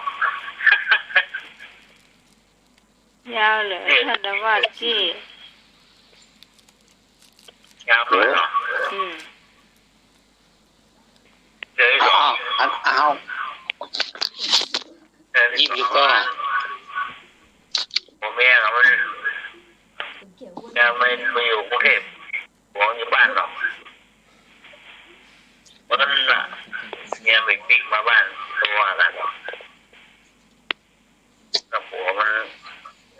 คืออุทัยอุกหลังอะไรนะหรอกเนี่ยว่าที่ไม้นี่ปิ๊กมาเลยหรอกเนี่ยบ้านถ้าอยู่กับไผ่อะไรอ่ะหัวอย่างเราอยู่กับแฟนก็แฟนเลยหรอว่าแฟนใหม่เลยอย่าไปว่าซื้อคนรวมใหม่มาบ้านเหรอซื้อแฟนใหม่เราอะนะเราอะไรมึงมีแฟนแล้วผมไปไล่วะที่มาไล่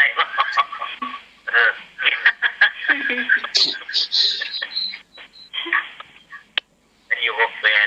นใหม่ยังวะเดี๋ยวมันลงไปอันนี้ก็เจี๊ยก้อมเนาะ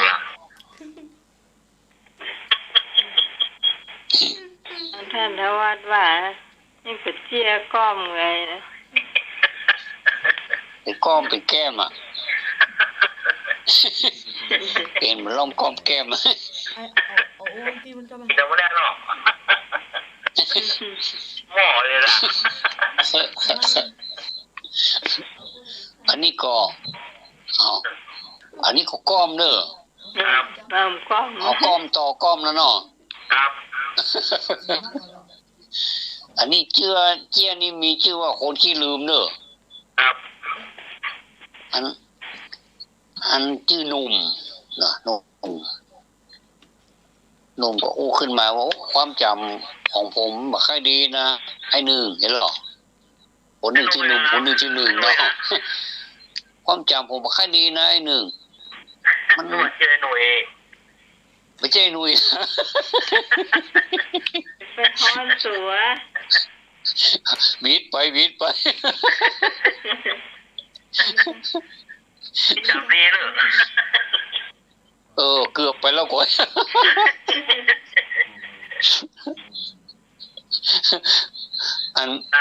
กูเตือนนี่กูเตือนนี่ผมนะไอ้หนึ่งผมเอาจ้องไปติดตัวไปหรอแล้วก็ ลืมเอาปีกนะหว่าปวดโตกันเนาะปวดโตนะครับเนาะลืมเอาปีกว่ะเอาไปไว้ไหนก็โมโหจำไม่ได้ไอ้หนึ่งก็บอกไปลืมไว้บ้านหนุ่ยก็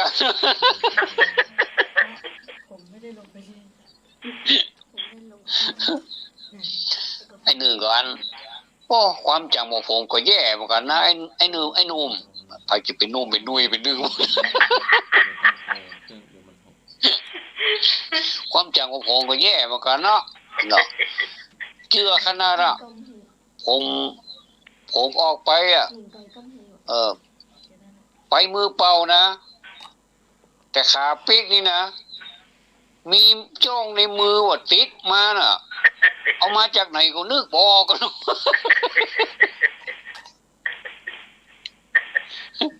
คนขี้ลืมถึงกู้ไอ้หนุ่ยไปจัดสินเขาก็เด้อเขาขี้ลืมนะไปไกลเกลี่ยกันระหว่างไอ้หนุ่มกับไอ้หนึ่งนะเด้อแล้วมาบอกไอ้หนึ่งไงเด้อยี่ว่าปั่นเรื่องสถานกะน่ากะอันเรื่องนี้มันจะจบมันก็อยู่ที่ไอ้นึกแล้วเนาะเป็นยังไอ้นึกเอาแมงมันมาเฮ้อจบข่าวละอ๋อไอ้นึกแมงมันมือไอ้นึกเป็นแมงมันได้นึกเป็นเสลียมหรอเขาจะเป็นคนจีนเด้อมันออกแล้วนะแมงมันออกแล้วโดนดันเดี๋ยวจ้องมาแหลกแมงมันนะน่ากะเอทอกก็ออกแล้วเอทอกออกแล้วเอทอกก็กินแล้วมันเดือนเมษายนนี่มันฝนตกหนักเนาะนี่เป็นทอกดังมาละอ๋อหอยขนาดเนาะกินตุ๊บตับหอยอันว่าหอยมาละ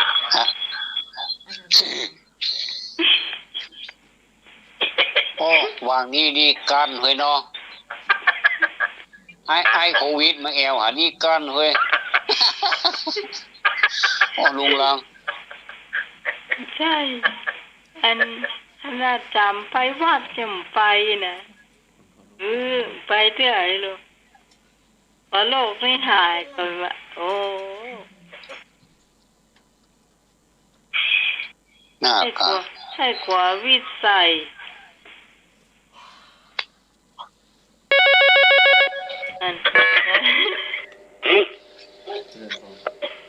เจริญพรครับเจริญพรครับเจริญพรครับเจริญพรครับ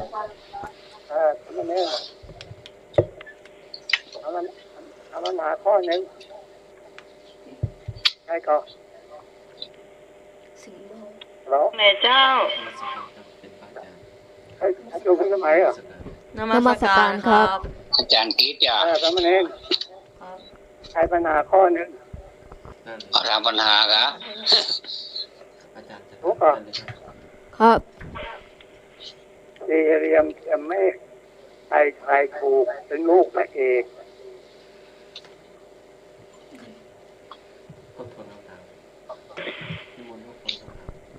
นิมนต์ทบทวนคำถามครับอะไรนะนิมนต์ทบทวนคำถามครับสี่เหลี่ยมเมฆใครถูกเป็นลูกพระเอกไม่ขีดไฟอะไรนะไม่ขีดไฟไม่ใช่สี่เหลี่ยมโอ้เก่งจ้ะนิมนต์พระอาจารย์ทุกคนถามนิมนต์พระอาจารย์ทบทวนคำถามครับคุณฟังแล้วไม่ค่อยชัดเจนน่ะสี่เหลี่ยมเมฆใครถูกเป็นลูกพระเอกสี่เหลี่ยมมันเมฆนะเมฆจะเมฆสิ ได้ยินไหมปัญญาที่จะฟังแล้ว ไม่ค่อยชัดเหรอ ตอบห้องสี่เหลี่ยมครับ สี่เหลี่ยมเหลี่ยมเมฆใครทายถูกเป็นลูกพระเอก สี่เหลี่ยม พระเอกกับนางเอก พระเอกกับนางเอกครับ ทายนะพระเอกก็ได้เอกก็ได้นายสองคนแหละ ลองพระเอก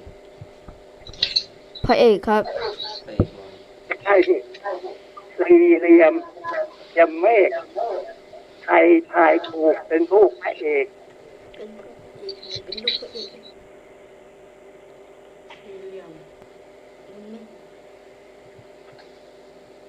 ยอมดีกว่า มีทางภาคกลาง ยอม ยอมแล้วครับ เพลงไงเพลงก่อน นิมนต์พระอาจารย์เฉลยครับ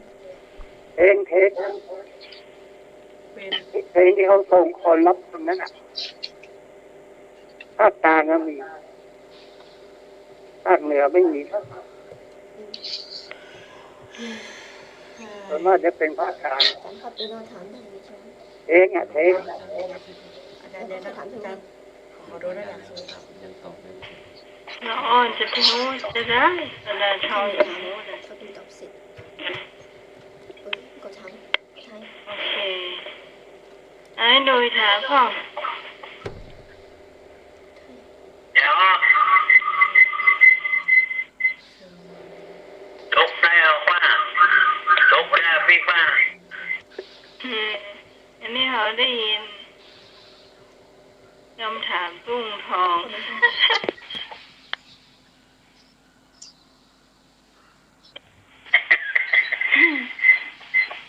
ถามคนอื่นเนาะปล่อยสายปุ้นว่างเนอะท่าน เสียงพี่หลุยกล้อง เสียงพี่หนุ่ยก็เบาวิทยุหน่อย เสียงพี่หลุยกล้องเบาวิทยุหน่อยครับ พี่หนุ่ย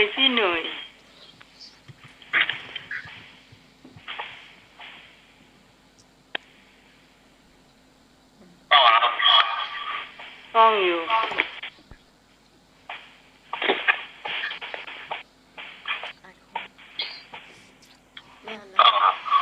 กล้องอยู่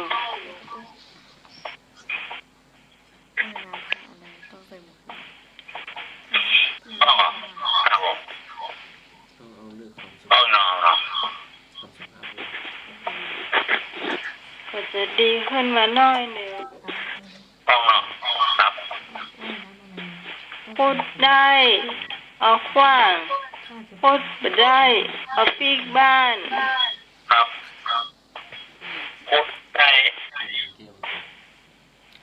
เอาว่าพูดไม่ได้เอาพี่บ้าน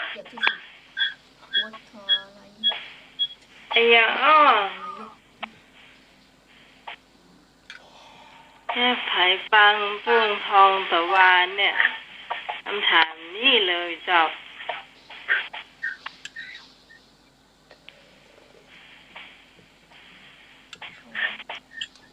โอ้เข้ามาได้นะเจ้า053-226-058เจ้า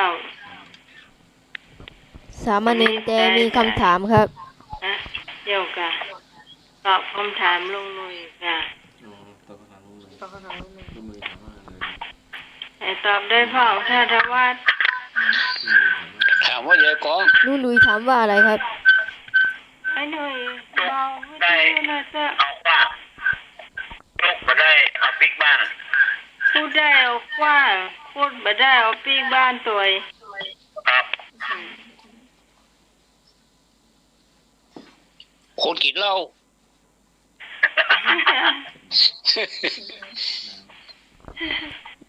นั่นก็ ตอบน้ำครับ เอาว่า ฮะ ไม่ได้ ตอบน้ำครับ ตอบน้ำกัน ครับ เน้นไหนเนี่ย เน้นกระแตครับ เน้นกระแตตอบ พระอา ว่า จารย์ น้ สมัครบอกครับ โอ้เก่งแต่ ำเก่ง พ จ้า ระอาจารย์สมัครบอกครับ อาจารย์สมัครบอกว่า เอ้ย สามเณรแต่มีคำถามครับ บอกเลย มาเลย พอลล่ากระโดดลงไปในน้ำแล้วทำไมผมไม่เปียก ทบทวนคำถาม ไอ้ยังก็ ทบทวน พอลล่ากระโดดลงไปในน้ำแล้วทำไมผมไม่เปียก มันน่าลงมานะ พอลล่ากระโดดลงไปในน้ำแล้วทำไมผมไม่เปียก พอลล่าอะไร ผมอยู่ข้างบน ผมก็คือตัวผมไม่ใช่ตัวพอลล่า ผมมันที่ปวดเลยผมมันอยู่บนหัวฮะ ไม่ได้สมมติว่า เจ๊กะ ผม ที่ไม้ ผมก็คือตัว ผมรู้ ตัวเฮาเนาะ ตัวเรา แม่นะครับ อ๋อ ไม่ใช่ตัวพอลล่านี่ แท้เหรอ ไปไป เพราะผมไม่ได้ลงมันก็ เออ เออ แม่นก็ แม่นครับ อ้าว วงกวน ถาม น้ำ ห้อ นะ งเด้อ เดี๋ยวส รถบ่มีเจ้าห้องว่ารถอย่างอ้อ เฉลยยัง หืม เฉลยยัง รถบ่มีเจ้า รถไม่มีเจ้า เฉลยเลยนะครับ เรียกว่า โอ้ยเดี๋ยวก่อน รถะไร เดี๋ยวตะกี้เน้นไม่ได้เฉลยว่ะ โอ้เฉลยกะอ้อ เฉลย เพราะผมยืนดูพอลล่าอยู่ข้างบนไม่ได้โดดลงไปด้วย ก็น่ากะน่ากะเนาะ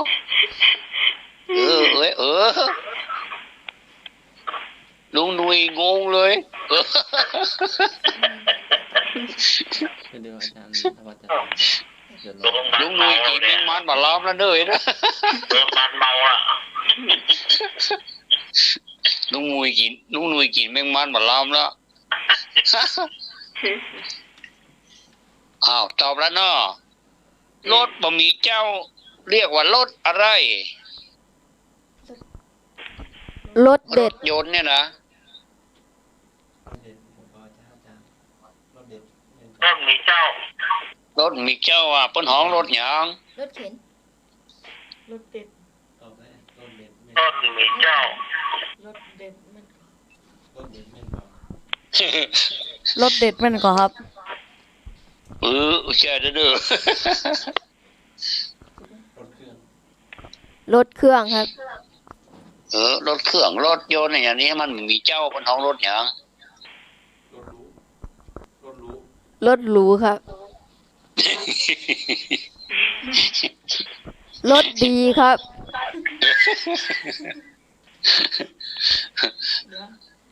รถดีเหรอรถดีใส่แกงอ่ะ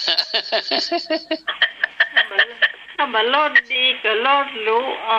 รถ รถดีรถหรูโอ้รถหรูนี่ รถ มี ถีบ เจ้าอยู่ ร เด้อ ถจักรยานครับ รถจักรยานครับพ่อท่อมีเจ้า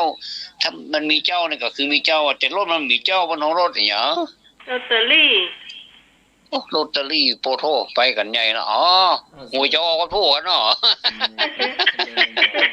สมณเณรแดงตอบว่ารถแหลวครับ รถแล้ว รถหรูนะก็โอ้ปนยังเอาไปจ้างกิโลขายนะเน้นเนาะโอ้มีเจ้าอยู่นั่นนะ รถไม่มีเจ้า มีเท่าไรเตหมดเอาไปจ้างกิโลขายได้จะหลายตังค์อะเนาะ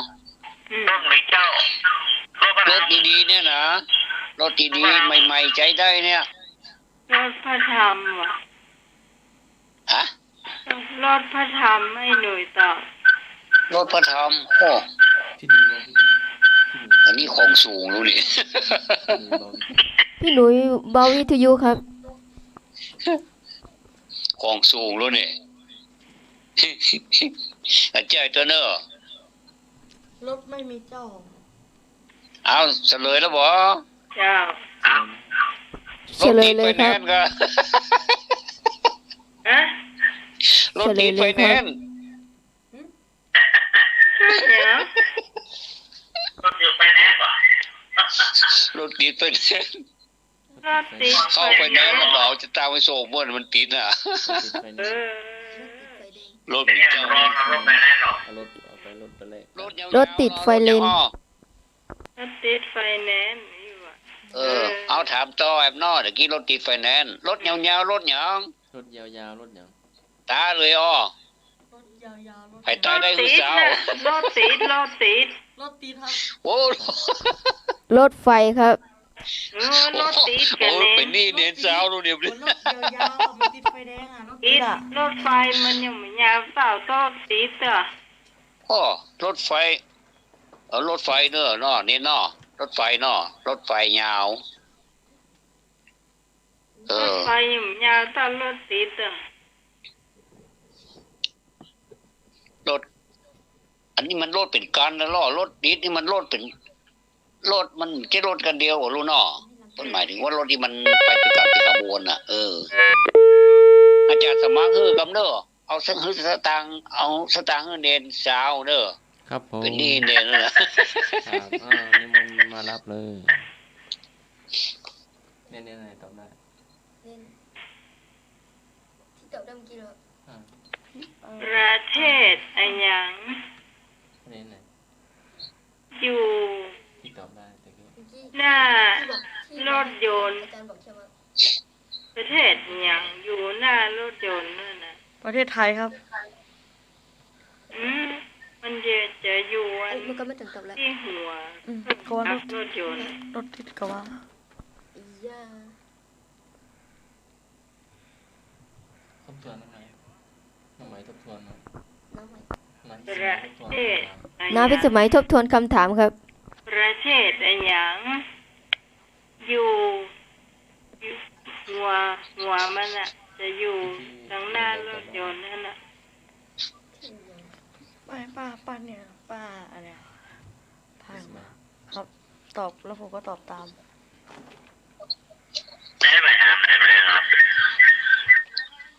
เอากะต้องคุยใส่หูฟังเถอะปะ เดี๋ยว ไปถามพ่อหลวงกันเด้อ อ่ะ เดี๋ยวไปถามพ่อหลวงก่อน โอ้ เอาประชาชนมีโหในประเทศอย่างอยู่หน้ารถประเทศอะไรอยู่หน้ารถ ประเทศอะไรอยู่ในร ประ ถ เทศอะไรอยู่หน้ารถ แคนาดา ใช่ อินโดหรือเปล่า ใช่ ประเทศอะไรอยู่หน้ารถ ฟิลิปปินส์ ใช่ ประเทศไทยลาวกัมพูชา ทวัดเนี่ยน่าจะหู เฮาฮู้แล้วเฮาบอกก็ได้ไปขอตอบเถอะ และ คืออะไร และ รถอยู่ข้างหน้า เอ้า บอกให้ป้าขอโทษเพราะคำถามเรามัน รถยังมันอยู่อัน ประเทศอะไร เป็นเครื่องจักรยนต์หัว ประเทศอะไร หัว มี ร ร ถ ถอย ยู่ นต์ ข้างห นั่น น้า น่ะ รถดี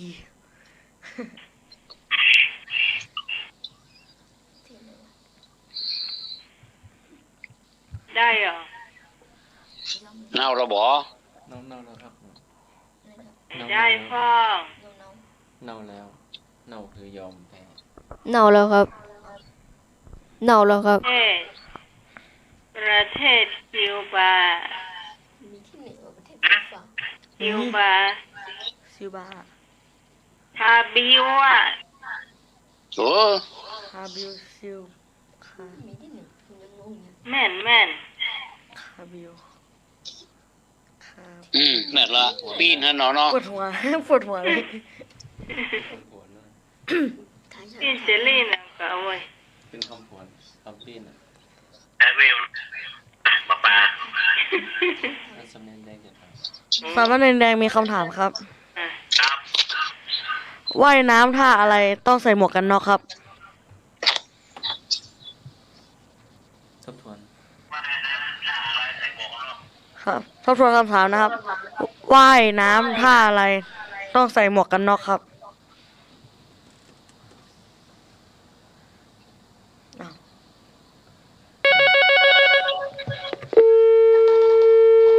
ไปแล้วนะ โทรมาใหม่ไหม ถ้าไหวจำได้เนาะ โทรมาใหม่ไหม ฟัง โทรมาใหม่ได้ครับ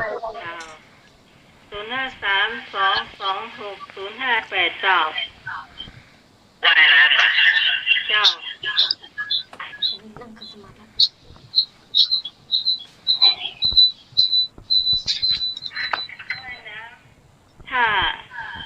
อย่างต้องใส่หมวกกันน็อก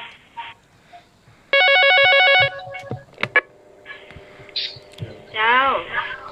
เจริญพร ผ้าผีเสื้อหรือผ้ากันเชียง นะ ผ้าผีเสื้อหรือ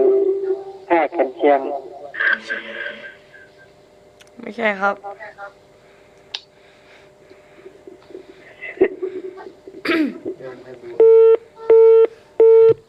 โยมให้บุญเนาะ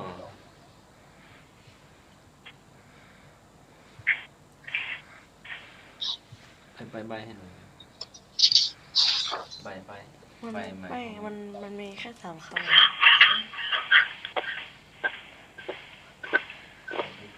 โอ้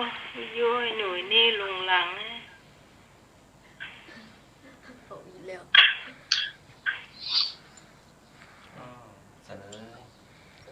เฉลยนะครับ เจ้า ถ้าจะบ้าครับ เออแม่ที่บ้านอะ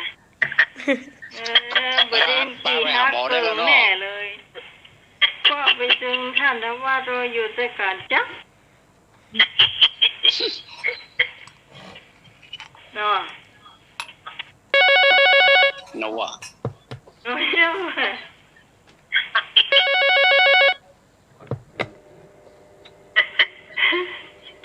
เจ้า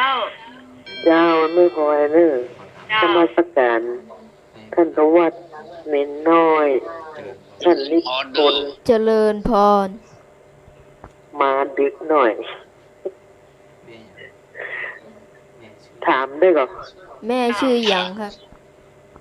ได้คอยอ่ะ อีดอ้อยนี่ท่านสมมาพุทธก่อน อีดอ้อย หีบอ้อยลงสีอ้อยลงสีอ้อย อันนี้เป็นอันอย่างอ้อนะแม่ โลงสีอ้อยแม่นบอกครับ อีดอ้อยเนี่ยมันสมัยแต่ก่อนเพื่อนๆอ่อนเล่นก็มี แต่ก็ของแต้นี่อีดอ้อยเนี่ย อันนี้แม่ต้องเข้าใจนะเจ้าอันนี้เป็นอันอย่างอ้อนะทำมาเก่า แต่อย่างอ้อกับหมูอ่ะ เจ้า เพราะว่าถาม มามันรูนเพลงยังไม่ได้ฟังเลย เจ้า เจ้าก็เพราะฉันถามได้หรอกไม่ได้ไง มันต้องมีแบ่งเป็นละวันนะนี่ต้องผูกก่อนเจ้า ท่านก็ขอนมัสการทุกท่านทุกคนน้อง เปลี่ยน ใหม่ คำถาม เลย ก็ได้เหรอ ฮะท่านทวันว่าไงครับ ถามก็ได้เหรอ มีอย่างอ้อถามก็ได้ มีอย่างอ้อแม่มีก่อน ถ้าอย่างเกลียดเนี่ยเกลียดนี่คืออย่างห้องแจ้ของอย่างอ้อค่ะ ได้เจ้าอันนี้มันเป็นกรรมเก่าหมดเลยแม่ อ๋อกำมาเก่าถ้าอย่างอ้อคือแบบนี้นึกบ่ออก นึกบอกเนาะ นึกก็ให้หัวเลยนะอย่างอ้อให้หัวให้หัวเลย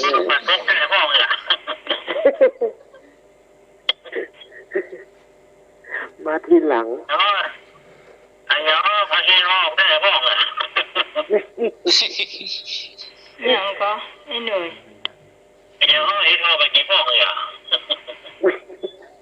กินแล้วจ้า อันก็รอตายก็ได้เหรอลองตอบเนอะ เจ้า จะ เจ้า ถามนะครับ มือ เจ้าค่ะ มือลุงรังคือมืออย่าง ทุก อ้อ คนท่านสมัครแบบรับแล้วค่ะ อย่างก็ท่านทว่า มือลุ แล้ว ง นะ รัง ท่านส คือ มัค มื ร ออ เนี่ ย่าย งอ้อ เหงาเราเจ้าที่เนอะนำรับอันนี้ทุกท่าน เจ นะ ริญพร เจริญพ อ๋อ ร เจริญพรมือลุงรังคือมืออย่างอ้อ มือลุงลัง มือที่3ครับ ยังใจเตื้อ คืดไปพูดนะคืดนักเราแหละ มือหยิกมืองอ มือลุงรังอ่ะ งอมืองอเท้า งือมองเท้า มือง่อยครับ มือง่อย มือลุงลังอ่ะ ง่อย จะกินข้าวแต่นี่มือลุงลังขนาดอ่ะ มือง่อยครับ กินข้าวแล้วก็ฮะ มือง่อยครับ มือง่อย ใช่มือ อ้อ ลงลา มือง่อยเนี่ยมือพิการหรออันนี้มือลุงลังนะมือดีนั่นแหละแต่มันลุงลังอ่ะ กำหั่นพ่องกำนี่พ่องยิ้มพ่อง โธ่ มือ กับนี่พ่องกับนั่นพ่องแล้วเนี่ยใดอ่ะ มือ ลุงลัง บอ อ่ะ ล มือบอล มือลอกคราบ มือลอกครับโอ้อย่างงูอ่ะ เสีย มื ลาย อดำมือดำปิดปี มือดำคือลือ มือไม่ดีครับ มือเปื้อน มือไม่ดี มือเปื้อนขี้หม้อ มือ เจริญพร เจริญพร นมัสการเจ้ามือมันงมไปเลยเนี่ยนะเหมือนเพิ่งงมปู ไปเลย มือง มไปเลย งอย่างอ่ะ มือปล่อยมืองมไปเลย งมปูงมป่างมขี้เปื้องมขี้พูนยังเจอเด้อเนอะ เฮ้ย มืออะไร หัว มื นั่น อ น่ะ อะไร มือสกปรกเนี่ยอย่างอ่ะ มืออะไรกำไปเลย มือลุงลังอ่ะ อ๋อมือสก เอา ป ใบ รก กันแล้วเนาะ ตอบไปยังตอบว่าอะไรครับ มือบัลลังก์ เออมือบลาถูกต้อง ลูกก็ ตอบว่าอะไร ถูกละ ตอบว่าอะไร มื ครับ บล้างอ่ะมือลุง มื ลั อง อ่ะ บัล เนาะ ลังก์ ตอบว่ามือบล้าง อย่างน้อยที่สุดก็ แต่ เอา ว่ามือ จีว บ่ล้าง รอย่างล้างอ่ะเนาะอันโควิดมันจะติดมือเนาะ อืม มือบล้าง มือลุงลัง ตอบ มือรับจ้างเหรอ มือรับจ้าง มือรับจ้างอ่ะวันเนี้ยเป็นวันแรงงานอ่ะ มือรับจ้างมืออย่างอ้อ มือเจ้านายครับ เจ้านายรับจ้างเลยลูก ใช่ มันเป็นนายจ้างอ่ะมือเจ้านายอ่ะ มือรับจ้างมือลูกน้อง มือสิบเหรอ น้องที่ช่วยงาน ใจเตอร์เนอร์ มือลูกน้องที่ช่วยงานครับ คนละไม้คนละมืออะครับ อ๋อคนละไม้คนละมือกะอ๋อช่วยกันเนาะ ครับ มือสามัคคีกะ นี่ใกล้หัว มือรับจ้างอ้อ ไอ้ยัง เน่าหรือยัง เน่าเอาอีกได้ถามต่อ มือรับจ้างมือกรรมกรนะกะ โอ้ รอ มือปั่นปอดเหรอ มือปั่นปอนมือตู้เจ้า เต็มเลย อาจารย์สมัครสะดุ้งยกเอา มือตุเจ้า ปั่นปอน อย่างงมเฮ็ดฮอบฮะอย่างงมเฮ็ดฮอบ มือที่สาม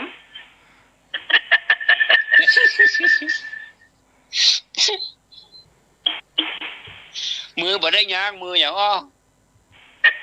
มือเหนื่อยครับ หลัง มือขยัน มือขยันครับ มือกดโทรศัพท์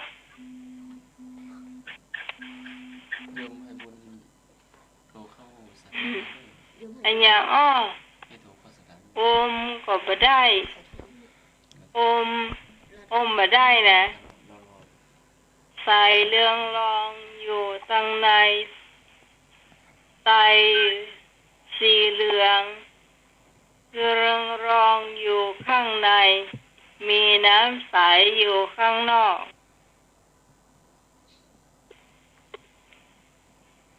ฟังเข้าใจกันนี่เอาหัวยังงง อมมาได้เหลืองอาราม ไก่ อ ค ยู่ รับ ข้างใน มีน้ำใสอยู่ล้อมรอบอ๋อ ไข่ไก่อะครับ ไก่ครับ ฮะ ไก่ครับ แดงตอบไข่ ว่า เนนแดงตอบไข่ไก่ครับ เน้นแตงตอบไก่ครับ ไอ้ไก่ เองตะกะ วันยังมาเก่ง เน้นแตนตอบไก่ครับ ยังมาเก่งไอ้ไก่ถูกแล้ว ไข่ไก่ อืม มันรวมมันแน่นเข้ามามัน รวมรถเล็ก ไข่แดงอยู่ข้างในอะ อันนี้หมายหูแล้ว ถ ามเสร็จผมก็ถามแล้วนะ ทุกคนอื่นตอบเนาะ ครับ ตอบ เนาะมันลมมันแข็งแรงเข้ามามันร้อนเละ เราฟังคำถามอันนี้ถามว่าอะไรนะทบทวนคำถามอันนี้ เมื่อหนุ่มมัน ถามว่าอะไรครับทบทวนคำถามให้หน่อยครับ เมื่อหนุ่มมันแน่นเข้ามามันลมแล้วมันลมร้อนเละนะถ้ามันมีเสื้อใส่ตรงในเลย ว่าหนุ่มมันแน่น เมื่อเท่ามามันคอน คอนเสิร์ต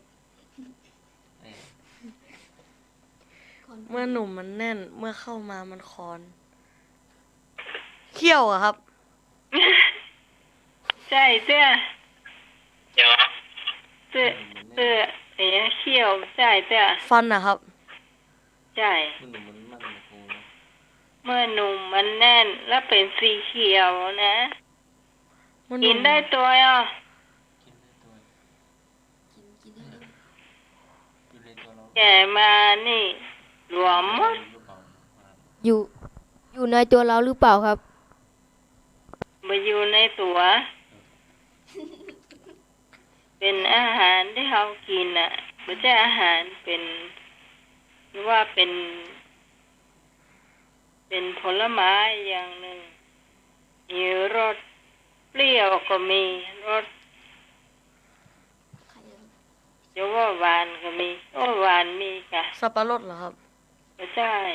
บ้านออกเครื่องมือเลย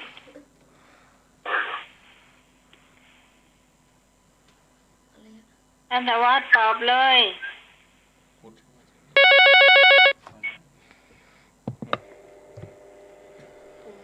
เจ้าม ะม่วง สามเณรแต่ขอตอบหน่อไม้ครับ ไม่ถูก อืม ถูกถึงสองอะ ทบทวนคำถามให้หน่อยครับ ไม่กินกาแฟเลย เมื่อหนุ่มมันแน่นเนาะลมแก่มามันกระลมแล้วแหละ เมื่อหนุ่มมันแน่น เป็นของกินเราอยู่ในตัวเรา เมื่อหนุ่มมันเป็นสีเขียวนะแก่มามันก็กลับกลายเป็นสีหนึ่งเป็นสีแดง เป็นอาหารใช่ไหมครับ จะว่าเป็นผลไม้ก็ใช่นะ แอปเปิ้ลนะครับ ไม่ใช่ ข้าวโพดเหรอครับ ไม่ใช่ ส้ม ต้มหยัง ก็จะกรรมการจอ ส้มโอครับ ไม่ใช่ โอ้ยหน่วยใบละอ่ะ ส้มเขียวหวานครับ ไม่ใช่ เอาละคนทางบ้านพอจะหูละ ขอเสกครับส้มมะขามครับ โอ้ยนึกตอบถูก ครับส้มมะขาม ถามถูกต้อง มะขาม ไปโรงพยาบาลเนอะเอามาบ้าน เอาแมงมันมาให้เอาขีน สมัยกระแตจะท สามเณรกับแต่มีคำถามครับ อ่า คาถาอะไรช่วยประหยัดค่าโทรศัพท์ หืม คาถาอะไรช่วยประหยัดค่าโทรศัพท์ คาถาพูดโท แล้วก็ เพราะมันพูดกับเพาะ ำไปให้หน่อยไป แม่นก่อ ไม่ได้ หืม ให้หน่อยทบทวนคำถามหน่อย คาถาอะไรช่วยประหยัดค่าโทรศัพท์ คาถาพูดโทอ่ะ พุทโธมาพุทโธ พุทโธ ถูกครับ ถูกครับ ถูกครับ ถูกไหม ถูกครับ ถูกครับ อืมพูดโท สามเณรแดงมีคำถามครับ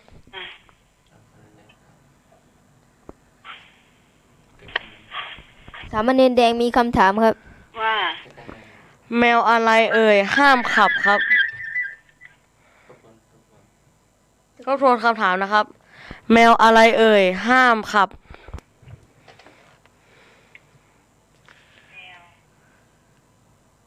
ขับรถแบบ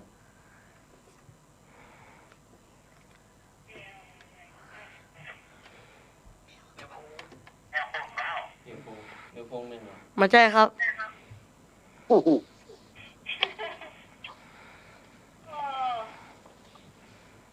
ห้ามหลับหรือว่าห้ามขับรถ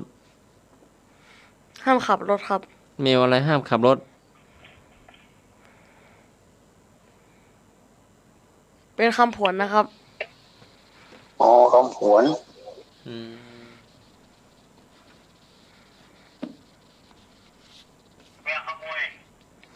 ไม่ใช่ครับ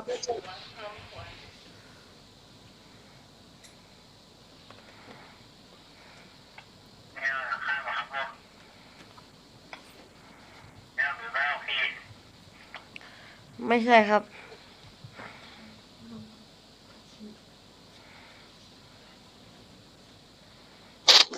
มับแล้ว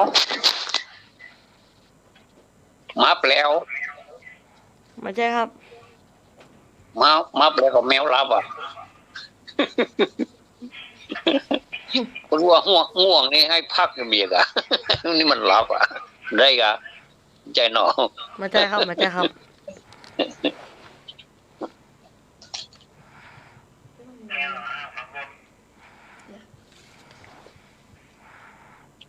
แมวขับรถประจ้างก็ ไม่ใช่ครับ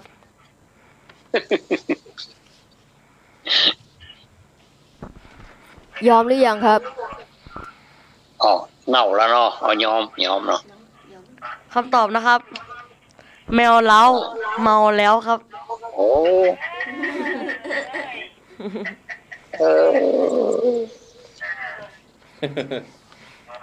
เอาอย่างนี้เลยก็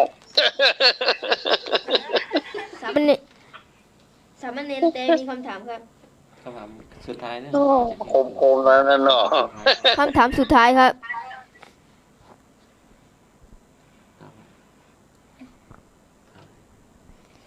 ไก่อะไรเอ่ยเป็นฆาตกร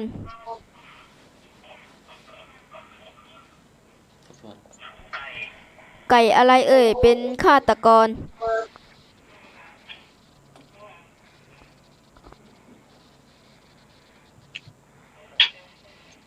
เอาให้ตายได้ให้ตอบได้มาเลย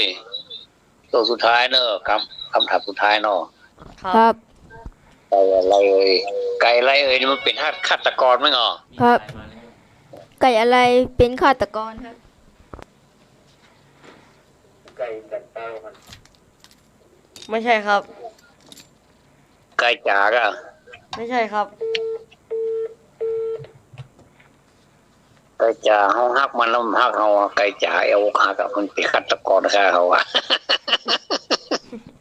เข้าใจแล้วครับ ใช่เนาะเป็นคำพวนก็ เป็นคำผวน มันไม่ใช่คำผวนครับ มันเป็นมาตราสะกดครับ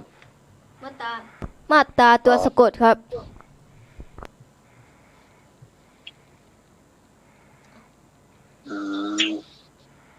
ไอ้อย่างนะ เชิงน้ำมัน สมองแค่เล่นได้ ใบหมายความว่า เป็นมาตราตัวสะกดครับ อักษรภาษาไทย ตัวอักษรภาษาไทย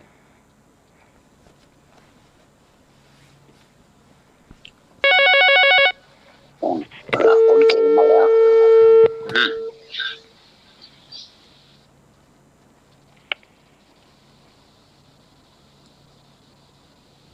เสลยเนาะ ยอมหรือยังครับ เทียบคือเนาะเสลย เฉลยนะครับ ไก่ เลย จิกเด็กตายบนปากโอ่ง ฮะ ไก่จิกเด็กตายบนป่าโอ่งครับ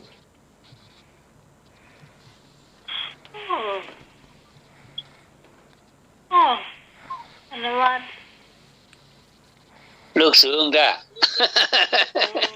คำถามนี่เราต้องว่ารู้ไปให้อาจารย์นิพนธ์บ้างเลย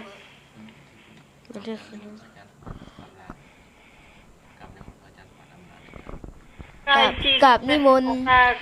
ตายใน พระวัดอำลานะครับ นั่นหมายว่าอะไรนะ นั่นหมายว่าอะไรครับ ไก่จิกปากเด็กตายในปากโอ่งโอ้ ไก่จิกเด็กตายบนปากโอ่ง ค น่ากะใครพวกคนถามนี่ คำถาม ไก่อะไรเป็นฆาตกรครับ คิดมีที่มาไหมลูก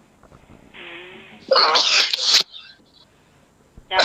ผู้ฟังท่านไหนจะมาล่ำมาลาเจ้าขอเชิญนะเจ้า053-226-058เจ้ามาตรงนี้เลยเนอะถึงช่วงสุดท้ายแล้วเจ้าวันนี้โทรศัพท์เสียงชัดเจนนะเจ้า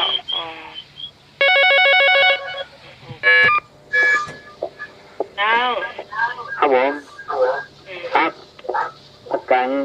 ครับผมอัศวัฒน์ครับอัศวัฒน์ครับผมเลยครับผู้บวชครับอาจารย์บุญนะครับ เจริญพร สวัสดีที่สมัยนะครับสวัสดีทั้งบ้านแก่ทุกท่านนะครับร้อยสาวครับผมสวัสดีครับ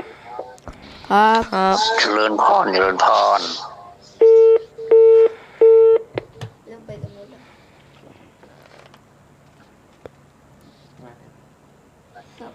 เจ้าผู้ฟังที่ยัง สัมมาทานังสีนาติ เจ้า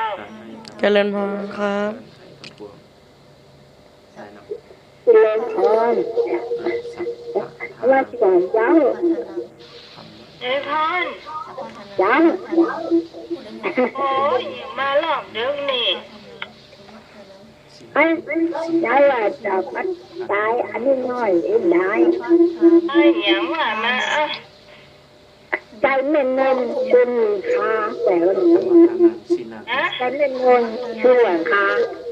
ไอ้แม่มนต์โจรหลังคา อ่า วันไฟกะ ว่าใจเม่นดำงำสัตว์เพื่อ ไก่แม่ดำ สัพพะนาธรรมะธรรมนำ ไก่แม่ดำเดี๋ยวท่านจะมาเดี๋ยวพี่หายคือขี้ควายก่อน แม่เลย มันถูกนายเยพรมาเจ้าเนอะเจ้า แล้วไปรับตื่นแล้วตื่นมันเป็นยี่ใหญ่ละลืมแล้วมันถ้ามันถึงต้นนั่นก็ไปเดินไปเล่นข้าข้างเคยเล่นเปิด ฮะ ถ้ามันถึงต้นข้าข้างเล่นเปิด นั่น สีนาติ แล้วแต่มันเปิดมือแล้วแบบป้ามันมือว่าเอ้ยเปิดเนี่ย เจ้าย มสนารถครับผม สบายสบายดีเลยเจ้า ไปดีเจ้าเยพรร้องบัวแดงนั่นมาก่อน เจ้า จำเบอร์ได้แล้วเนาะ ฮะ เบอร์ได้แล้วเนาะ ตอนนี้เดินเนี่ยอย่างเดินแล้วก็เรื่องหน่อยละมันหายโทรไปมันอยู่ที่กัน เจ้า จ้า นี่จดไว้เถอะเจ้าถูกเนล่ากะถูกกับเนล่ากะมาตัวไอ้เจ้าเนาะ เจ้าได้ยินจำนะ น่ามาติดตามตลอดลูก แต่มันเจอกับมันแบบนี้ใช่ไหมรับ นั่นรับเหียน่ะลูกว่ากันไปนะเจ้ายายพรเนาะ เจ้าเจ้า ขอบคุณยายพรร้องวัวแดงนะเจ้า โอ้นี่เจ้า เจ้า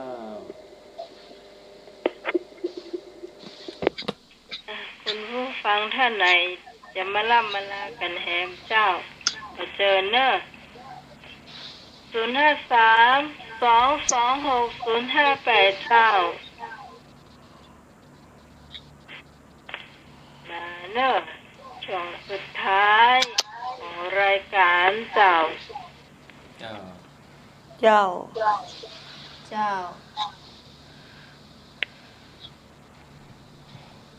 พี่เทมกอทำบะหมี่จะเฮ้อสำเนน้อย สมณเณรหงไพมีใจวันหงคอพ่องใครได้ใช้วันหงคอผมไม่ใช่ หงหายใจไม่ได้ใช้ผมรีแท็กครับผมใช้อย่างของผมไม้แคทครับผมอำลาแล้วนะครับสัพพทานำธรรมทานำชินาติการให้ธรรมะย่อมชนะการให้ทั้งพวงเจ้าครูบาอาจารย์ลูกๆเจริญพรโยมพิสมัยเจ้าท่านผู้ฟังทุกท่าน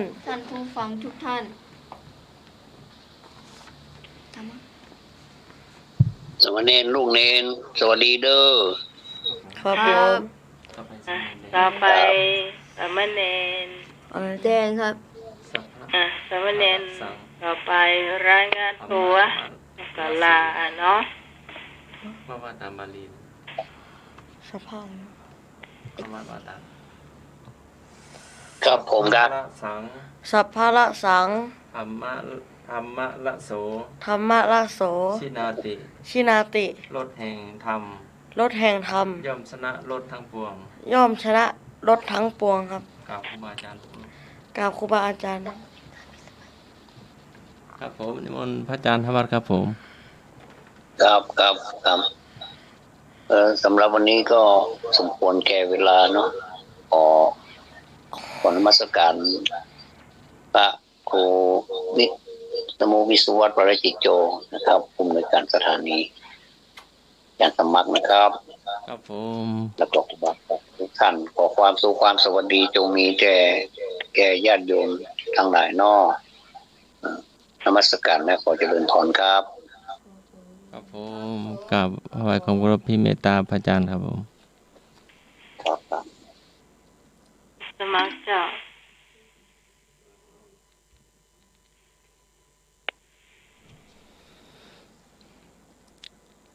สังขาราปาละมาทุกขาสังขารเป็นทุกข์อย่างยิ่งค่ำคืนนี้ผิดพลาดประการใดก็กราบขอสมาอภัยครูบาพระอาจารย์ทุกรูปและเจริญพรน้าไหมพร้อมพิมพ์งานธรรมะไขเครียดและท่านทุกฟังทุกท่านหลับเป็นสุขตื่นเป็นสุขไหว้พระสวดมนต์แผ่เมตตาหยาดน้ำขอเจริญพรจ้าสำหรับค่ำคืนนี้ขอบคุณคุณผู้ฟังทุกเสียงทุกสายที่มาช่วยกันจัดรายการธรรมะไขเครียดของเราและเจ้าเราจะมาพบปะกันใหม่ในคืนพรุ่งนี้ตั้งแต่3 ทุ่มถึงเที่ยงคืนนะเจ้าโดยทีมงานธรรมะไขเครียดทั้งหมดทั้งมวลนะเจ้าชื่นชอบรายการนี้อย่าลืมติดตามกันต่อไปนะเจ้าสำหรับค่ำคืนนี้ขอบคุณพระอาจารย์พระครูสมวิศวรวรกิจโจผู้อำนวยการสถานีผู้ควบคุมเสียงเมตตารายการนี้มาโดยตลอดนะเจ้าสำหรับข้าเจ้าที่สมัยสุริโยดรจากบ้านนันตันตำบลเมืองแก้วอำเภอแม่ริมเจ้าขอบคุณคุณผู้ฟังโชคดีเหมือนกันทุกคนทุกท่านสวัสดีนะเจ้า